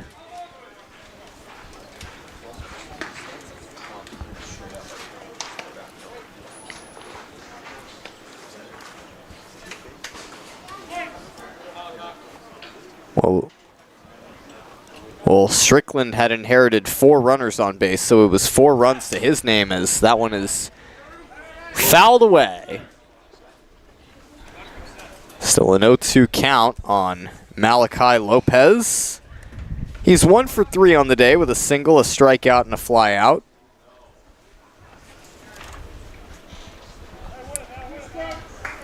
Well, it's Tagium at third and Ferramisco at first with 1 out. 0-2 pitch. There goes Firmisco. There's a drive to right field. It's caught by Danuitz, and it looks like he's going to have a double play. So a huge double play turned by the Oaks as Morge gets out of trouble, leaving runners at the corners. So we head to the bottom of the 6th. 7-3 Philippines when we come back.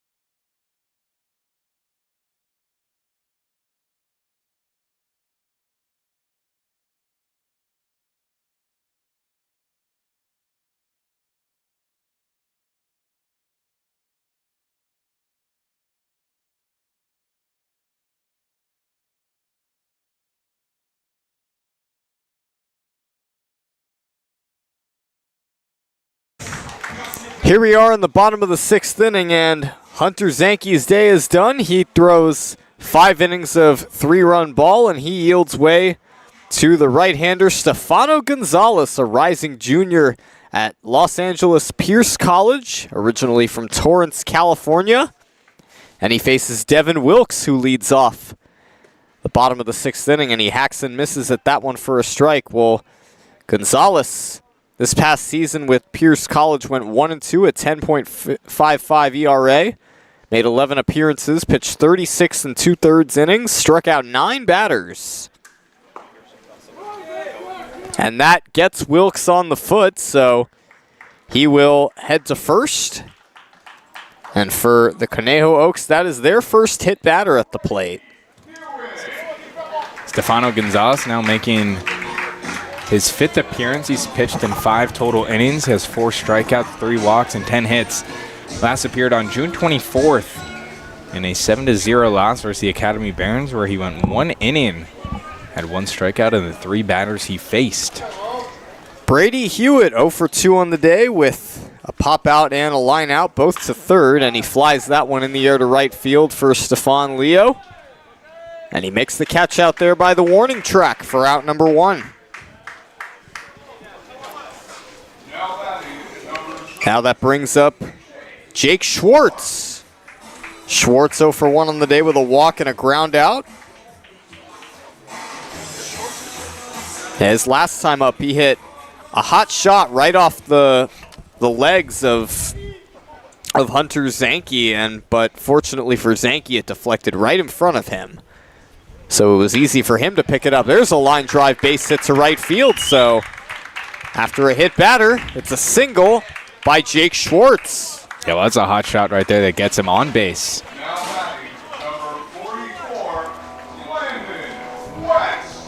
And now Landon West getting his first plate appearance of the day. Took over defensively behind the plate for Anthony Thomas. And Dylan Tagiam going out to the mound to talk to Gonzalez.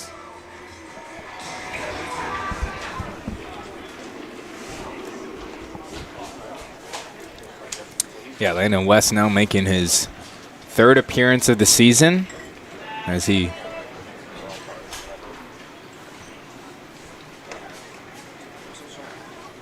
coming as the pinch hitter. And well, the Oaks have runners at first and second with one out. Wilkes at second, Schwartz at first, and a potentially dangerous Landon West at the plate. He could make this a one-run game with one swing. There's a check swing, check at first, and he did not go. So Stefano Gonzalez faces some sixth inning traffic. West still looking for first hit in his 3 appearances. Has reached base via hit, pitch, and walks. 1-0, there's a strike on the inside corner, 1-1. He was actually the batter up that got hit by the pitch that led to Ethan Gonzalez coming home on the walk-off run in the bottom of the 9th inning and their 6-5 win versus the Bombers on Wednesday. 2 on with 1 out.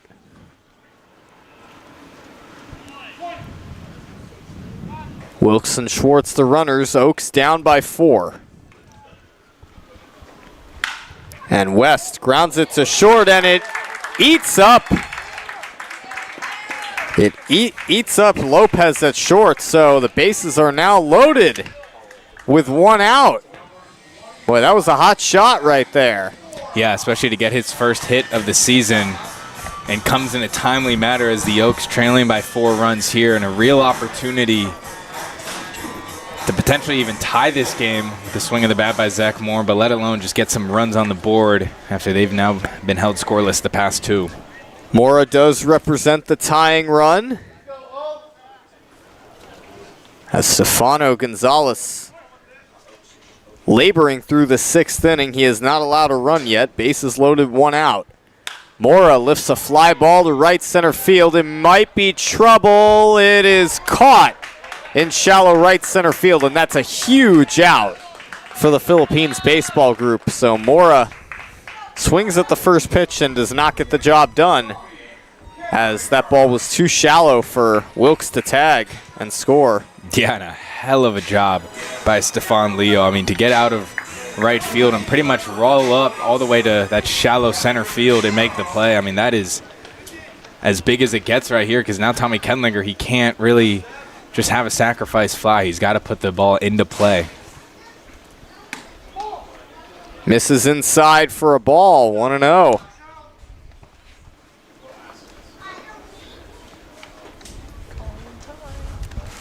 It's going to be a mound visit here.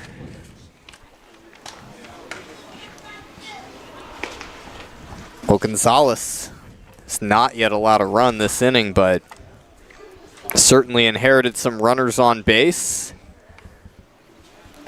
Definitely rebounded with that fly out, and you know, Zach Moore at the plate there. I mean, you know, he did not take a pitch, and I mean that ball just tailed too far outside, I think, for him. It's not, I mean, it was not easy to see that, of course, right away, but you wait a pitch or two and you could get a deep fly ball or a well-placed ground ball. Bases loaded, 2 outs. Tommy Kendlinger at the plate representing the tying run. Wilkes, Schwartz, and West the runners. The 1-0. In the dirt, blocked by Tagiam. So it's now 2-0 on Kendlinger. 2 outs in the bottom of the 6th inning.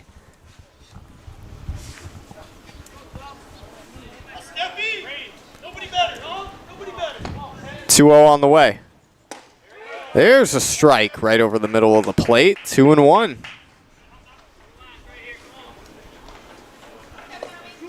Bases full of Oaks with 2 outs.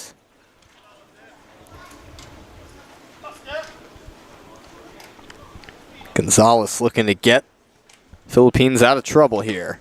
There's a fastball strike on the outside corner. It's now 2-2, and Gonzalez now 1 strike away from sending this to the 7th inning with a 4-run cushion still for Philippines. 2 balls, 2 strikes, 2 outs, bases loaded. 2-2 pitch. Swing and a miss! What a huge strikeout and what a job of pitching by Stefano Gonzalez as the Oaks loaded the bases and could not score. We now head to the 7th inning. We'll be back.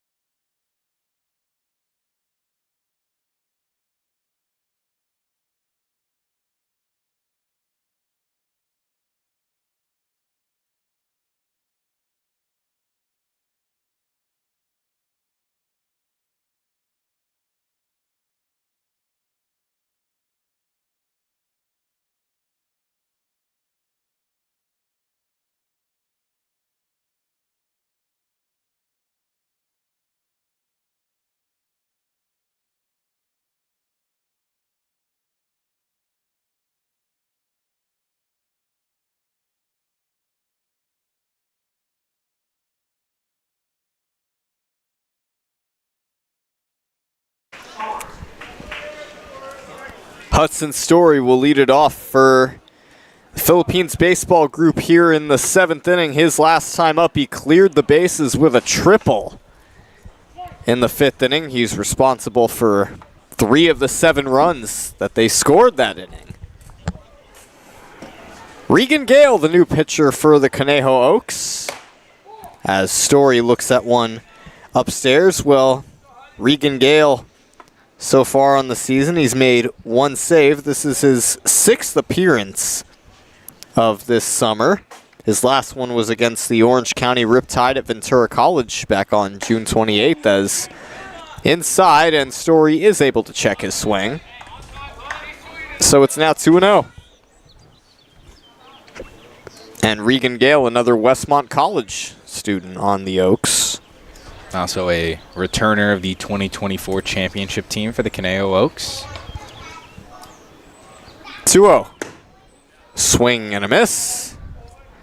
Counts now 2-1. Looked like a little more of an upward swing from Story. Yeah, his save came last Tuesday versus the Arroyo Seco Saints on the road. And he came in the 9th inning and under some traffic was able to get out of it. 2-1 is high and outside. It's now 3-0, a hitter's count on Hudson Story. Yeah, Story has reached base every at-bat today. 3 balls and 1 strike. Gale delivers. Chopper to the right side. Schwartz knocks it down and has just enough time to step on first for the first out. Yeah, had trouble controlling the short chopper over to first base. Luckily, it ended up pretty much right next to first base. All he had to do was get control and just tag the base. Brings up Stefan Leo. He is hitless on the day so far. He is struck out and grounded out twice. First pitch from Gale. A swing and a miss, so Leo behind 0-1 quickly. Yeah, Gale's going to have to come in here and be extremely efficient as the Oaks still trailing by 4 runs and a blown opportunity back in the 6th inning. Fouled back and out of play. 0-2 on Leo. Yeah, the Oaks in the bottom of the 6th inning, they loaded the bases with 1 out, but just could not score. 0-2 with 1 out. Pitch from Gale. Misses a little bit upstairs. It's 1-2 on Stefan Leo.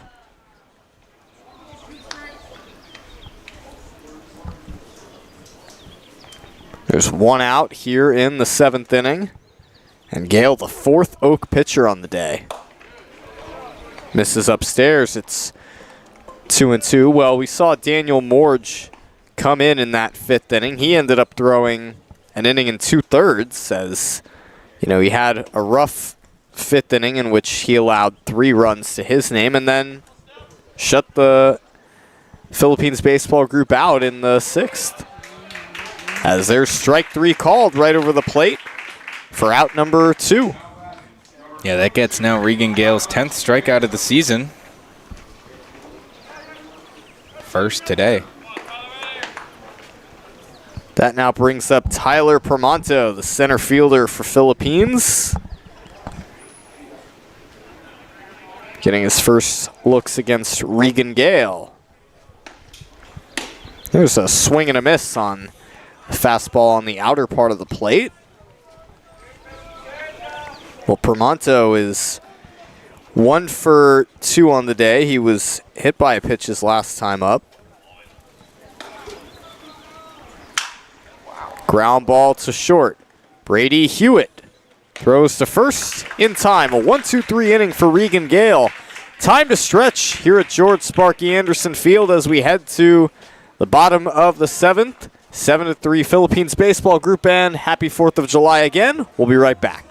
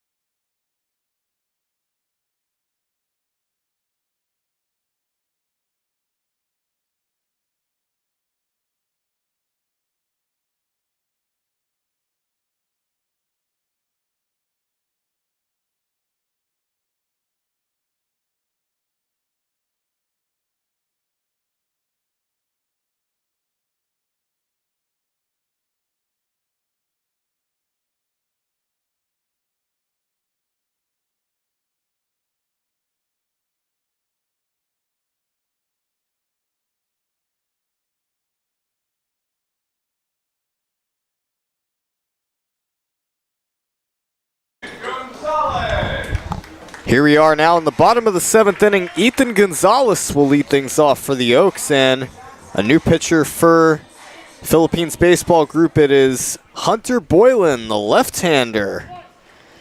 Well, Hunter Boylan, the senior, rising senior left-hander at Cal State Chico.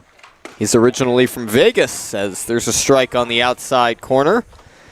Well, his senior year, he only appeared in one game, which was at Cal State Monterey Bay against the Otters.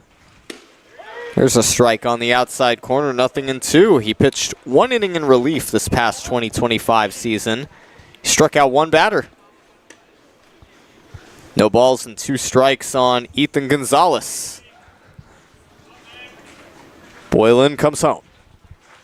Misses outside, 1-2. Well, for Hunter Boylan, this is his 6th pitching appearance this season. He was last seen on June 24th on the road against the MLB Academy Barons, and what was a 7-0 shutout loss for Philippines.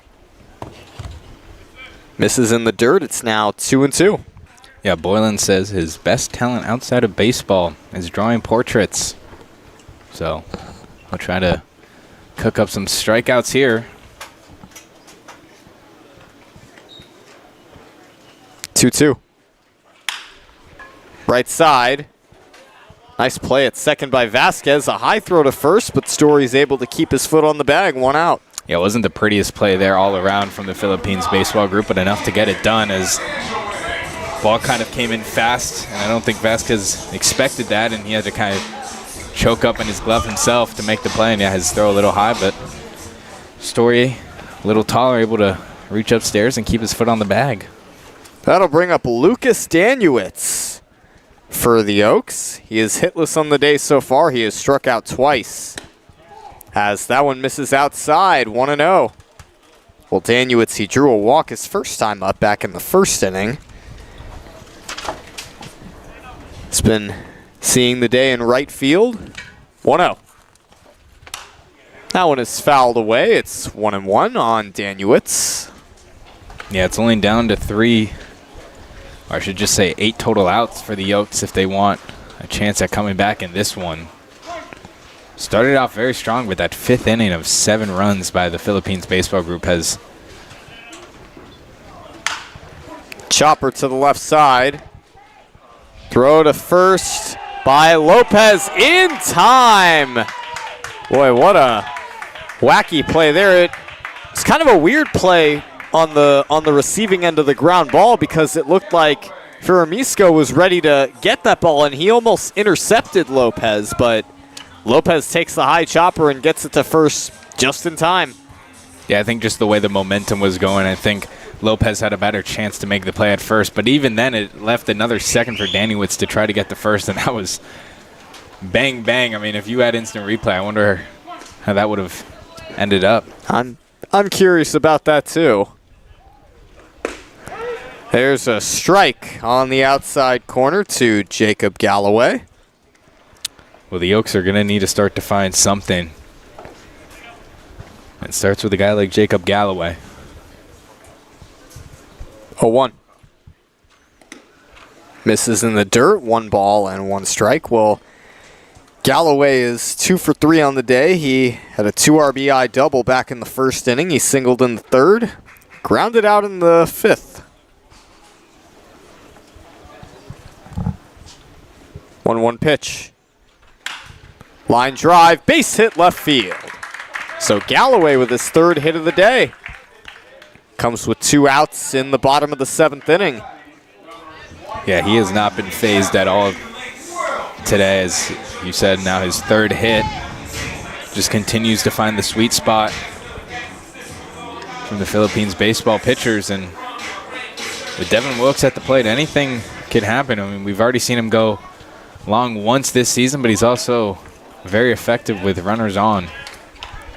1 for 2 on the day. He was hit his last time up, and he swings and misses at that one for strike 1. 0-1, so Galloway the runner at first. Wilkes had an RBI double back in the 3rd inning. That was after Galloway got a little bloop single to right. A high bloop single, really, I should say. And That one misses low and away. It's 1-1 on Wilkes. Well, you got to give credit to the Philippines baseball group sitting at 2-10, bottom of the South Division. They are putting together a great fight here on 4th of July. There's a shot. Gets through into right center field for a base hit. Galloway will stop at second. He really hesitated there. I don't know. I think he might have had a shot at third if he had committed to it, but he's at second. So it's runners at first and second with 2 outs. That'll bring up Brady Hewitt.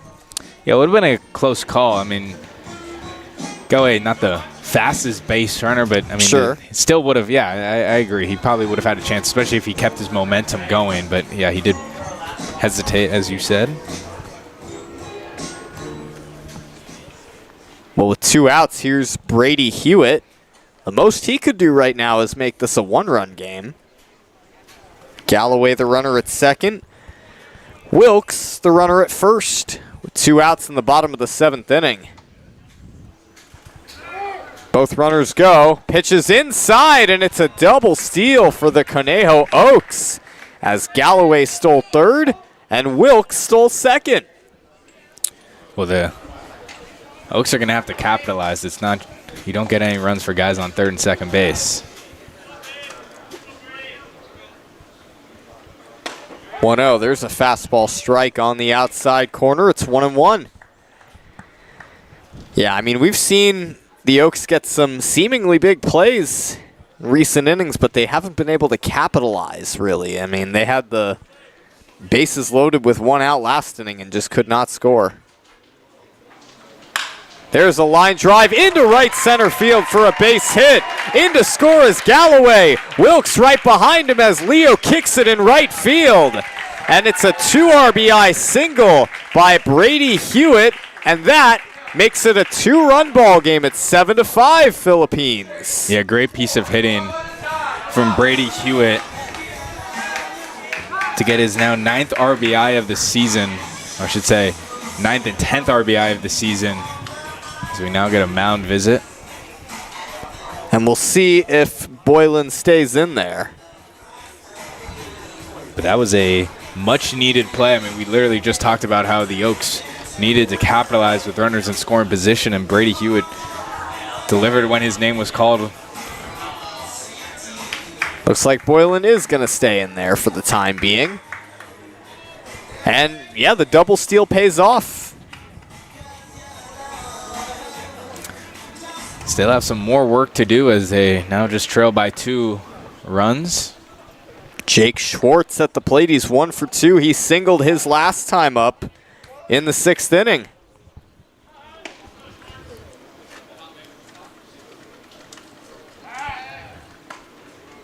A check on Hewitt at first.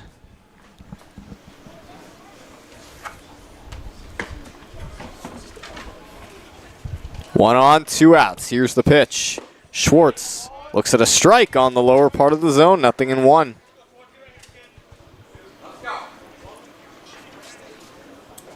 Two outs. And Brady Hewitt at first, probably one of the biggest hits of the season so far. I mean, do you recall earlier in June had a bases clearing triple? There goes Hewitt. And it hits Schwartz. And now the tying run is at first.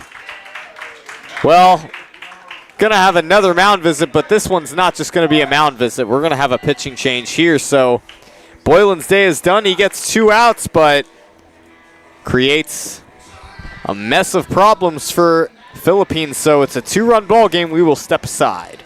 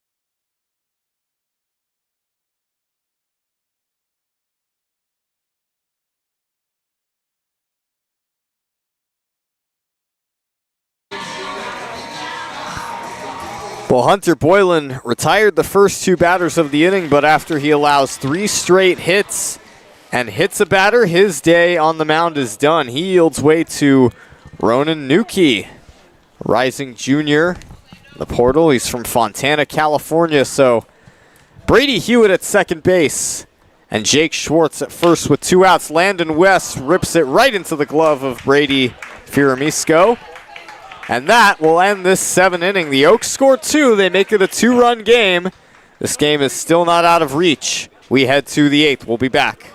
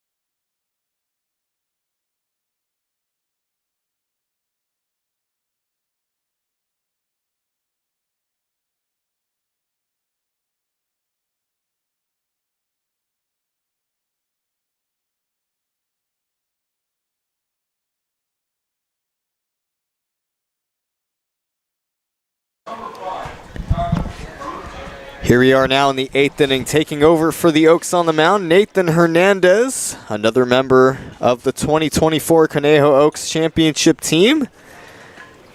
He's a rising senior at Biola University, where he transferred after 2 years at Oxnard College.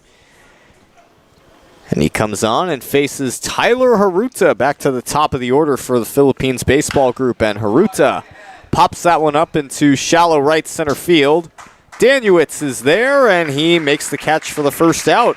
Yeah, good start. We've seen a few innings. I mean, the 5th and the 6th inning where they just kind of got off to slow starts, but right there, 1 pitch, 1 out. It's the correct way to start the inning. Well, Nathan Hernandez's high school alma mater, Pacifica High School. In 2021, he was the league pitcher of the year. 2022 was his breakthrough year, his senior season, as he threw the school's first no-hitter in school history and was also the strikeout record holder that year. Popped up left side. Basically the same hit as the last one, just the opposite side of the field. And it's caught by Brady Hewitt at short. So 2 pitches, 2 pop-outs. Yeah, can't ask for much more if you're the Oaks, especially as the bats were hot in that 7th inning. You're just looking to get back at the plate and potentially try to take the lead. That brings up Dylan Tagium. He is 2 for 3 on the day with a single and an RBI double. He's also been hit by a pitch. First pitch, a fastball strike right down the middle from Hernandez. 0-1. And I will say, it looks like we got some members of the fire department here in Thousand Oaks watching the game.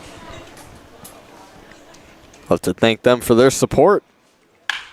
Grounded right back up the middle. That's a base hit. So after 2 out, it's a single from Dylan Tagium. That would be his 3rd hit of the game. He's had himself a good day at the plate. Yeah, he's been extremely efficient. Yeah, now his 3rd hit and drove in one of those 7 runs we saw back in the 5th inning. And he keeps the Philippines baseball group alive here in the 8th inning as they look to add some insurance to what is a 2-run lead, 7-5. And they may need it too. Here's Isaiah Chavez. Drops low and away for a ball, so Tagium now at first with Isaiah Chavez at the plate. Philippines baseball group a 2-run lead. It's 7-5 here in the 8th. And it's still anybody's game. This game is not over until it's over. Watch out, fire trucks there on that foul ball. So it's 1-1 count on Isaiah Chavez with Tagium at first and 2 outs.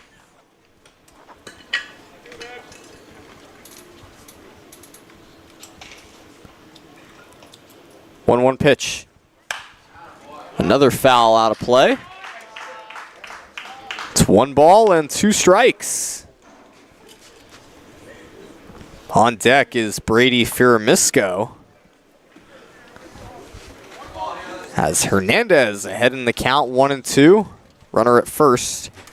And yeah, like you said, Philippines would love themselves some insurance.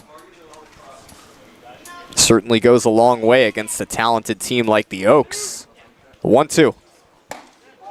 Misses just a little bit inside. Nice pitch and movement from Hernandez, but just didn't come in enough. Yeah, West tried to frame that, just couldn't. 2 balls, 2 strikes, 2 outs, runner at first. Payoff pitch. Skied in the air to center field. Tommy Kenlinger moving to his left to make the catch. So Nate Hernandez pitches a very successful 8th inning, allows 1 hit, but gets out unscathed. We head to the bottom of the 8th, 7-5 Philippines. We'll be back.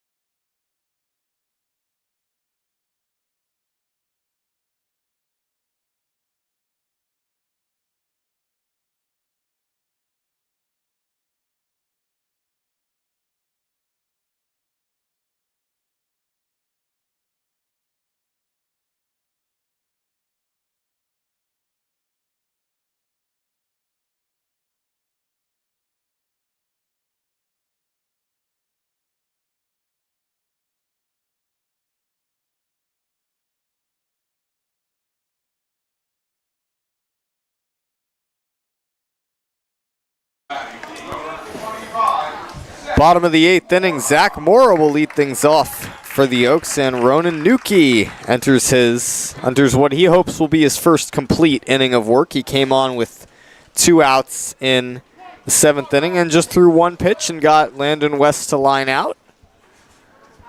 Here's Zach Mora to start things off. He gets hit in the helmet. The umpire checking in on him. So he will head down to first, so another hit batter. Yeah, it's now back-to-back games that we've seen an Oaks batter actually get hit in the head, and while Tommy Kendlinger, who's coming up to the plate, was the other one who got hit in the head. It was a little harder. His glasses came off, and I think he got cut on that left cheek. Yeah. Cheekbone, I should say, and so he had to take some time. Zach Moore really just took that like a champ, and now he's at first base. Kendlinger bunts it to the left side. It goes foul. Yeah, when Kendlinger got hit the other day, it really brazed his sunglasses, and the shattered glass ended up mildly cutting his left cheek, and not bad enough to take him out of the game miraculously, but certainly it's a little cut. Very scary. Yeah. Yeah. I mean, I was more worried just concussion-wise. I mean, he got hit straight on the head. Mora, too. Certainly. No balls and one strike. Almost put down a really good bunt right there.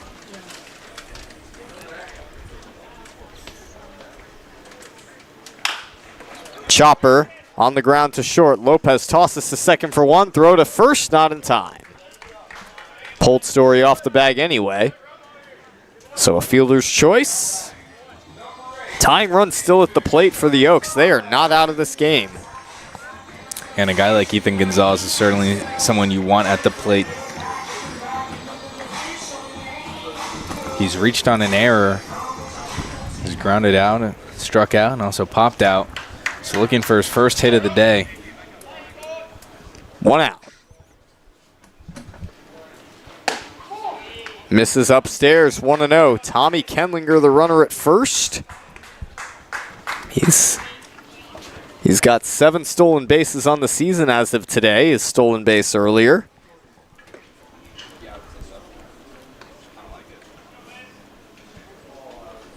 There goes Kendlinger. There's a shot into right center field for a base hit. Kendlinger will go to third. And the Oaks in business as the hit and run works there. Runners at the corners with one out, and up to the plate representing the go-ahead run is Lucas Danuitz. Yeah, it almost worked to perfection the way that turned out. I mean, it was second baseman Vasquez that kind of had to react to Tommy Kendlinger stealing the base, so he had to pull himself closer to the bag, and Ethan Gonzalez actually just hit it where originally his position was in second base. So allows Kendlinger to advance to third and Gonzalez get to first. We're going to have a mound visit here, and we'll see the Philippines bullpen does have action. First and third, one out. Certainly a key moment in this ball game. Key scenario.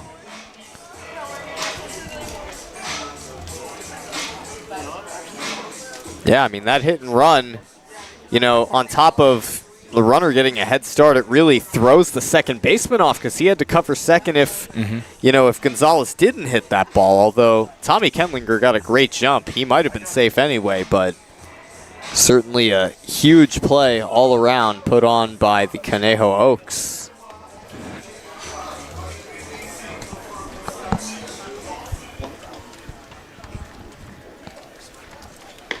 So runners at the corners with one out. Kendlinger at third and Gonzalez at first.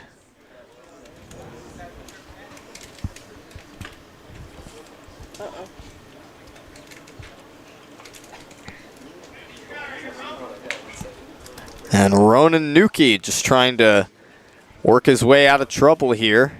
No runs have scored yet in the inning. So the batter is Lucas Danuitz. He is hitless on the day. He's 0 for 3. What a time this would be for his first hit. First pitch grounded to second. Flip to second for one. Throw to first. In time for the double play. Ooh. It looked like he might have been safe by about a half a step, and I think Danuitz was talking, had some words for the first base umpire, and that is a huge play. And we did see just the inning before, a similar play from shortstop and a throw. But this one, I mean, Daniewicz for sure looked like he got there right before the base run. And I think if we saw instant replay, it would not be that close. But we're going to head to the ninth inning, 7-5 Philippines. We'll be back.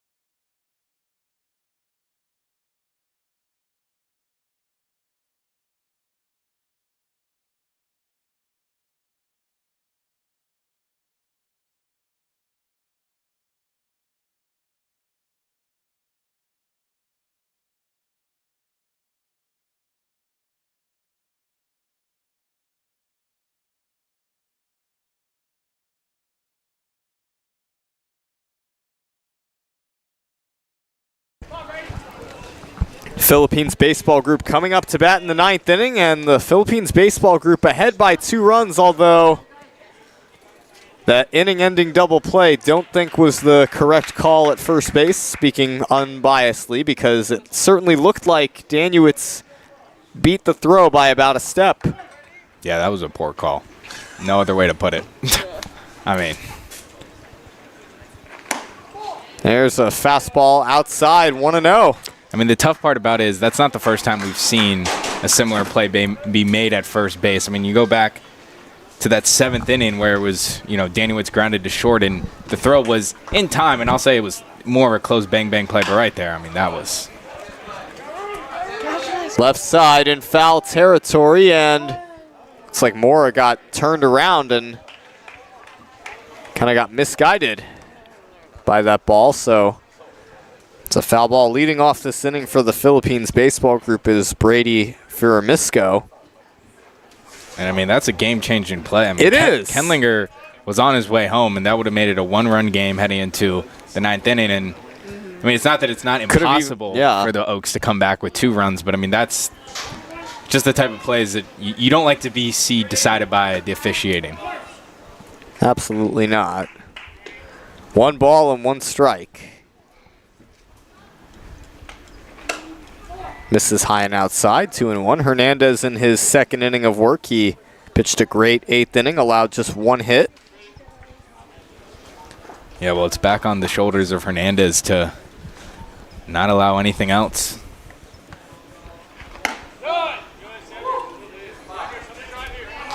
Misses just a little bit outside. It's 3-1. Well, Firamisco, Lopez, and Story due up this inning.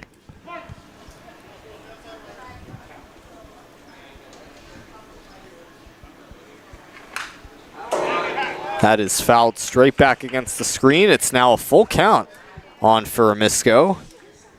He has 1 hit on the day. He had that bunt single in the 5th inning that brought home a run, and at the time that tied the game. Yeah, well, I mean, all the difference has been that 5th inning, pretty much for the Philippines baseball group. Outside of that, I mean, they've had a few opportunities in other innings of the pitching.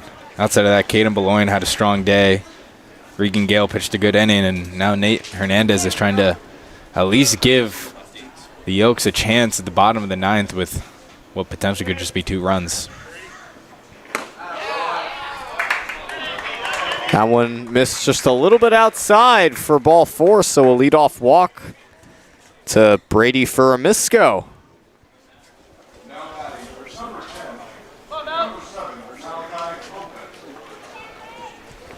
That'll bring up Malachi Lopez for Philippines. Lopez is 1 for 4 on the day with a single. Furamisco at first, nobody out. First pitch. Tried to show bunt, pulled it back. It's 1-0. The Conejo Oaks, we talked about earlier, playing affiliate teams. They will play the San Diego Waves tomorrow, same time, 4 p.m. at George Sparky Anderson Field. 1-0. There's a strike, throw down to first, and Furamisco is able to get back safely. So it's a 1-1 count on Malachi Lopez.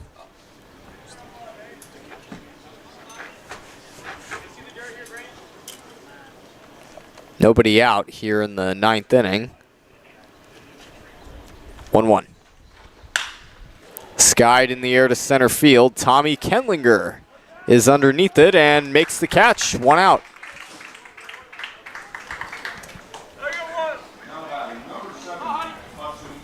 That brings up Hudson Story, batting for the 5th time today. He is 1 for 4. He had a bases clearing triple in that 7-run 5th inning, which, yeah, like you mentioned, has been a game changer. Yeah, it's pretty much been the game when it comes to the Philippines baseball group. 1 out. And Furamisco at first. Slow roller to the right side. Gonzalez tags Furamisco and throws to first for the inning-ending double play. So maybe the Oaks build some momentum there as they head to the bottom of the 9th. 7-5 Philippines, last chance for the Oaks to come back.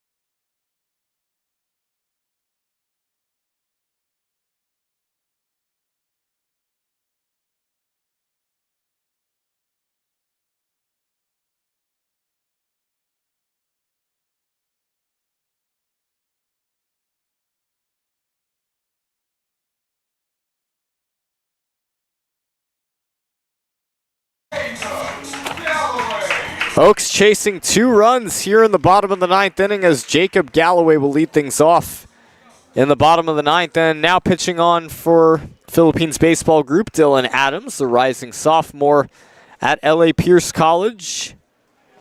2025, he went 0-1 with 1 save, a 9.0 ERA. Made 17 appearances, pitched 28 total innings. Struck out 27 batters.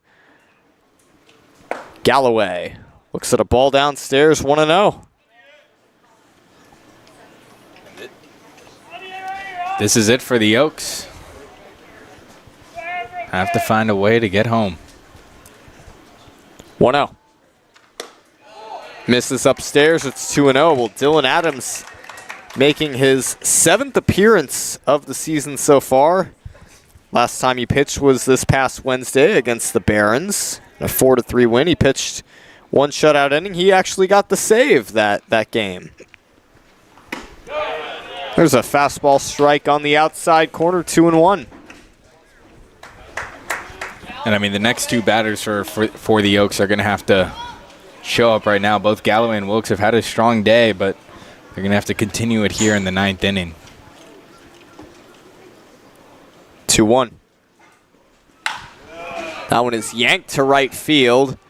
Heading into foul territory, and the catch is made out in right field. What a catch that was by Wyatt Lamarsna, who's taking over in right field.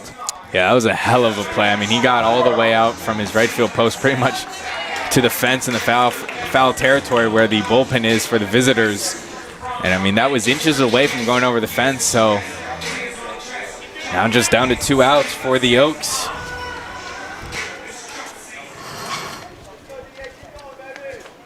Yeah, he covered a lot of ground there. 1 out. Here is Devin Wilkes. Misses upstairs for a ball.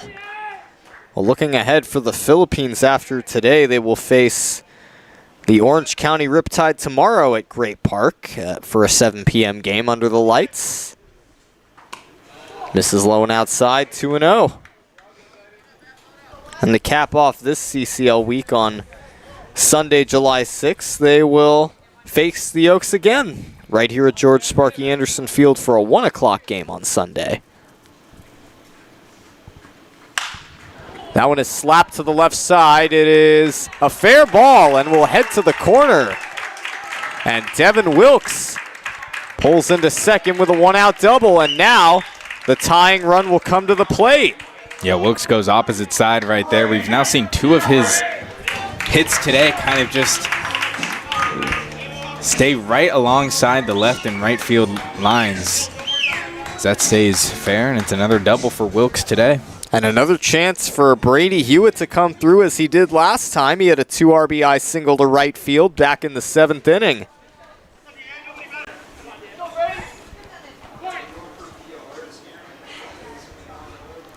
Yeah, he leads the team with 2 triples. Could use another one right here.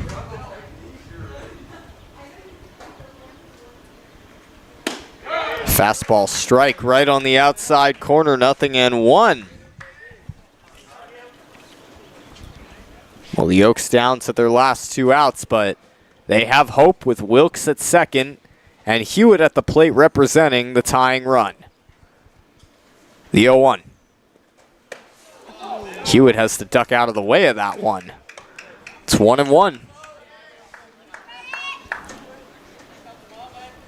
There's 1 out here in the bottom of the 9th inning.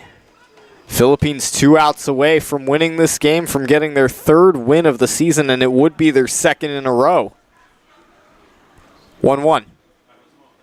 A swing and a miss. 1 ball and 2 strikes on Hewitt.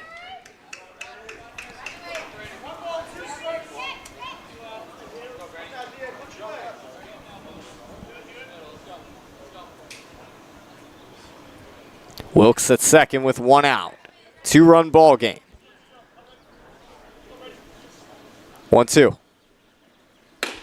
Strike 3 called on the outside corner. 2 gone. A huge strikeout for Dylan Adams. And Philippines is now 1 out away from their 2nd straight win. You got to credit the catcher, Tagiam, for doing his framing job. The ball was good chunk outside the strike zone, but he does a good job to frame it. And now just down to Jake Schwartz.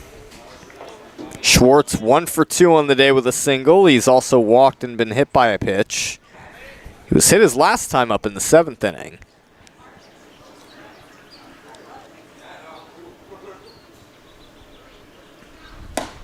There's a fastball strike on the outside corner, 0-1.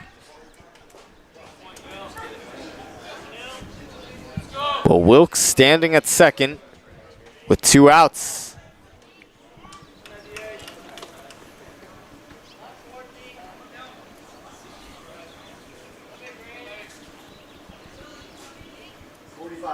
And the 0-1. Swung on and missed. It's now an 0-2 count on Schwartz, and the Oaks are down to their last strike. Huge moment here.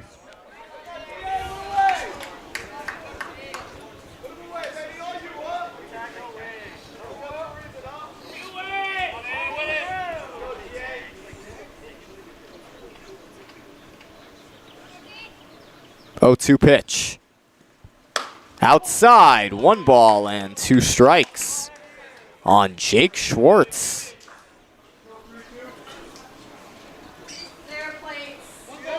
One strike to go. 7-5 Philippines. 2 outs in the bottom of the 9th inning. 1-2. Misses low and away. It's an even 2-2 count. Schwartz staying alive out there, and Tagium going out to talk to Dylan Adams. Yeah, he's doing a good job staying patient. Adams wants to get him to chase, but Schwartz staying strong at the plate.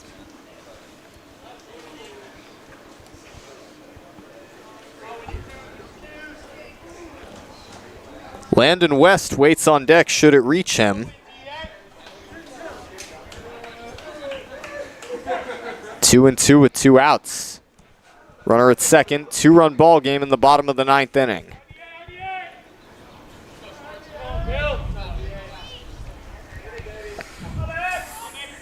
Two-two pitch. High and outside, it goes to the backstop, and Wilkes will go to third. So it's a full count. Wilkes is now 90 feet away from scoring, but that runner doesn't matter if Adams can take care of Jake Schwartz. It is a full count on Schwartz. With 2 outs, bottom of the 9th, 2-run ball game.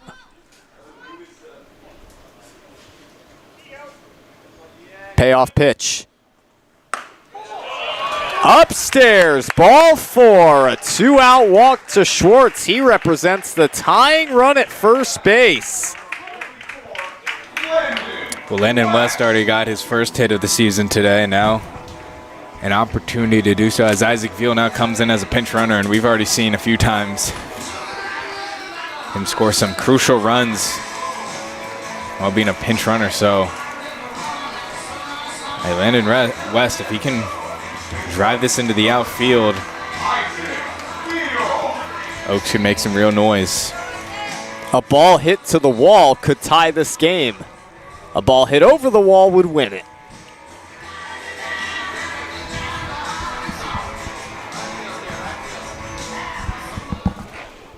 So Wilkes at third, and now Isaac Veal, the pinch runner, at first.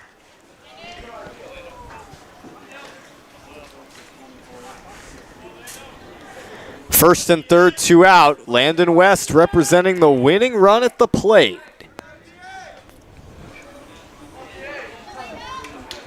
First pitch. A swing and a miss. No balls and 1 strike on West. Got him with the fastball upstairs. West hit 5 home runs this past 2025 season for Rice University.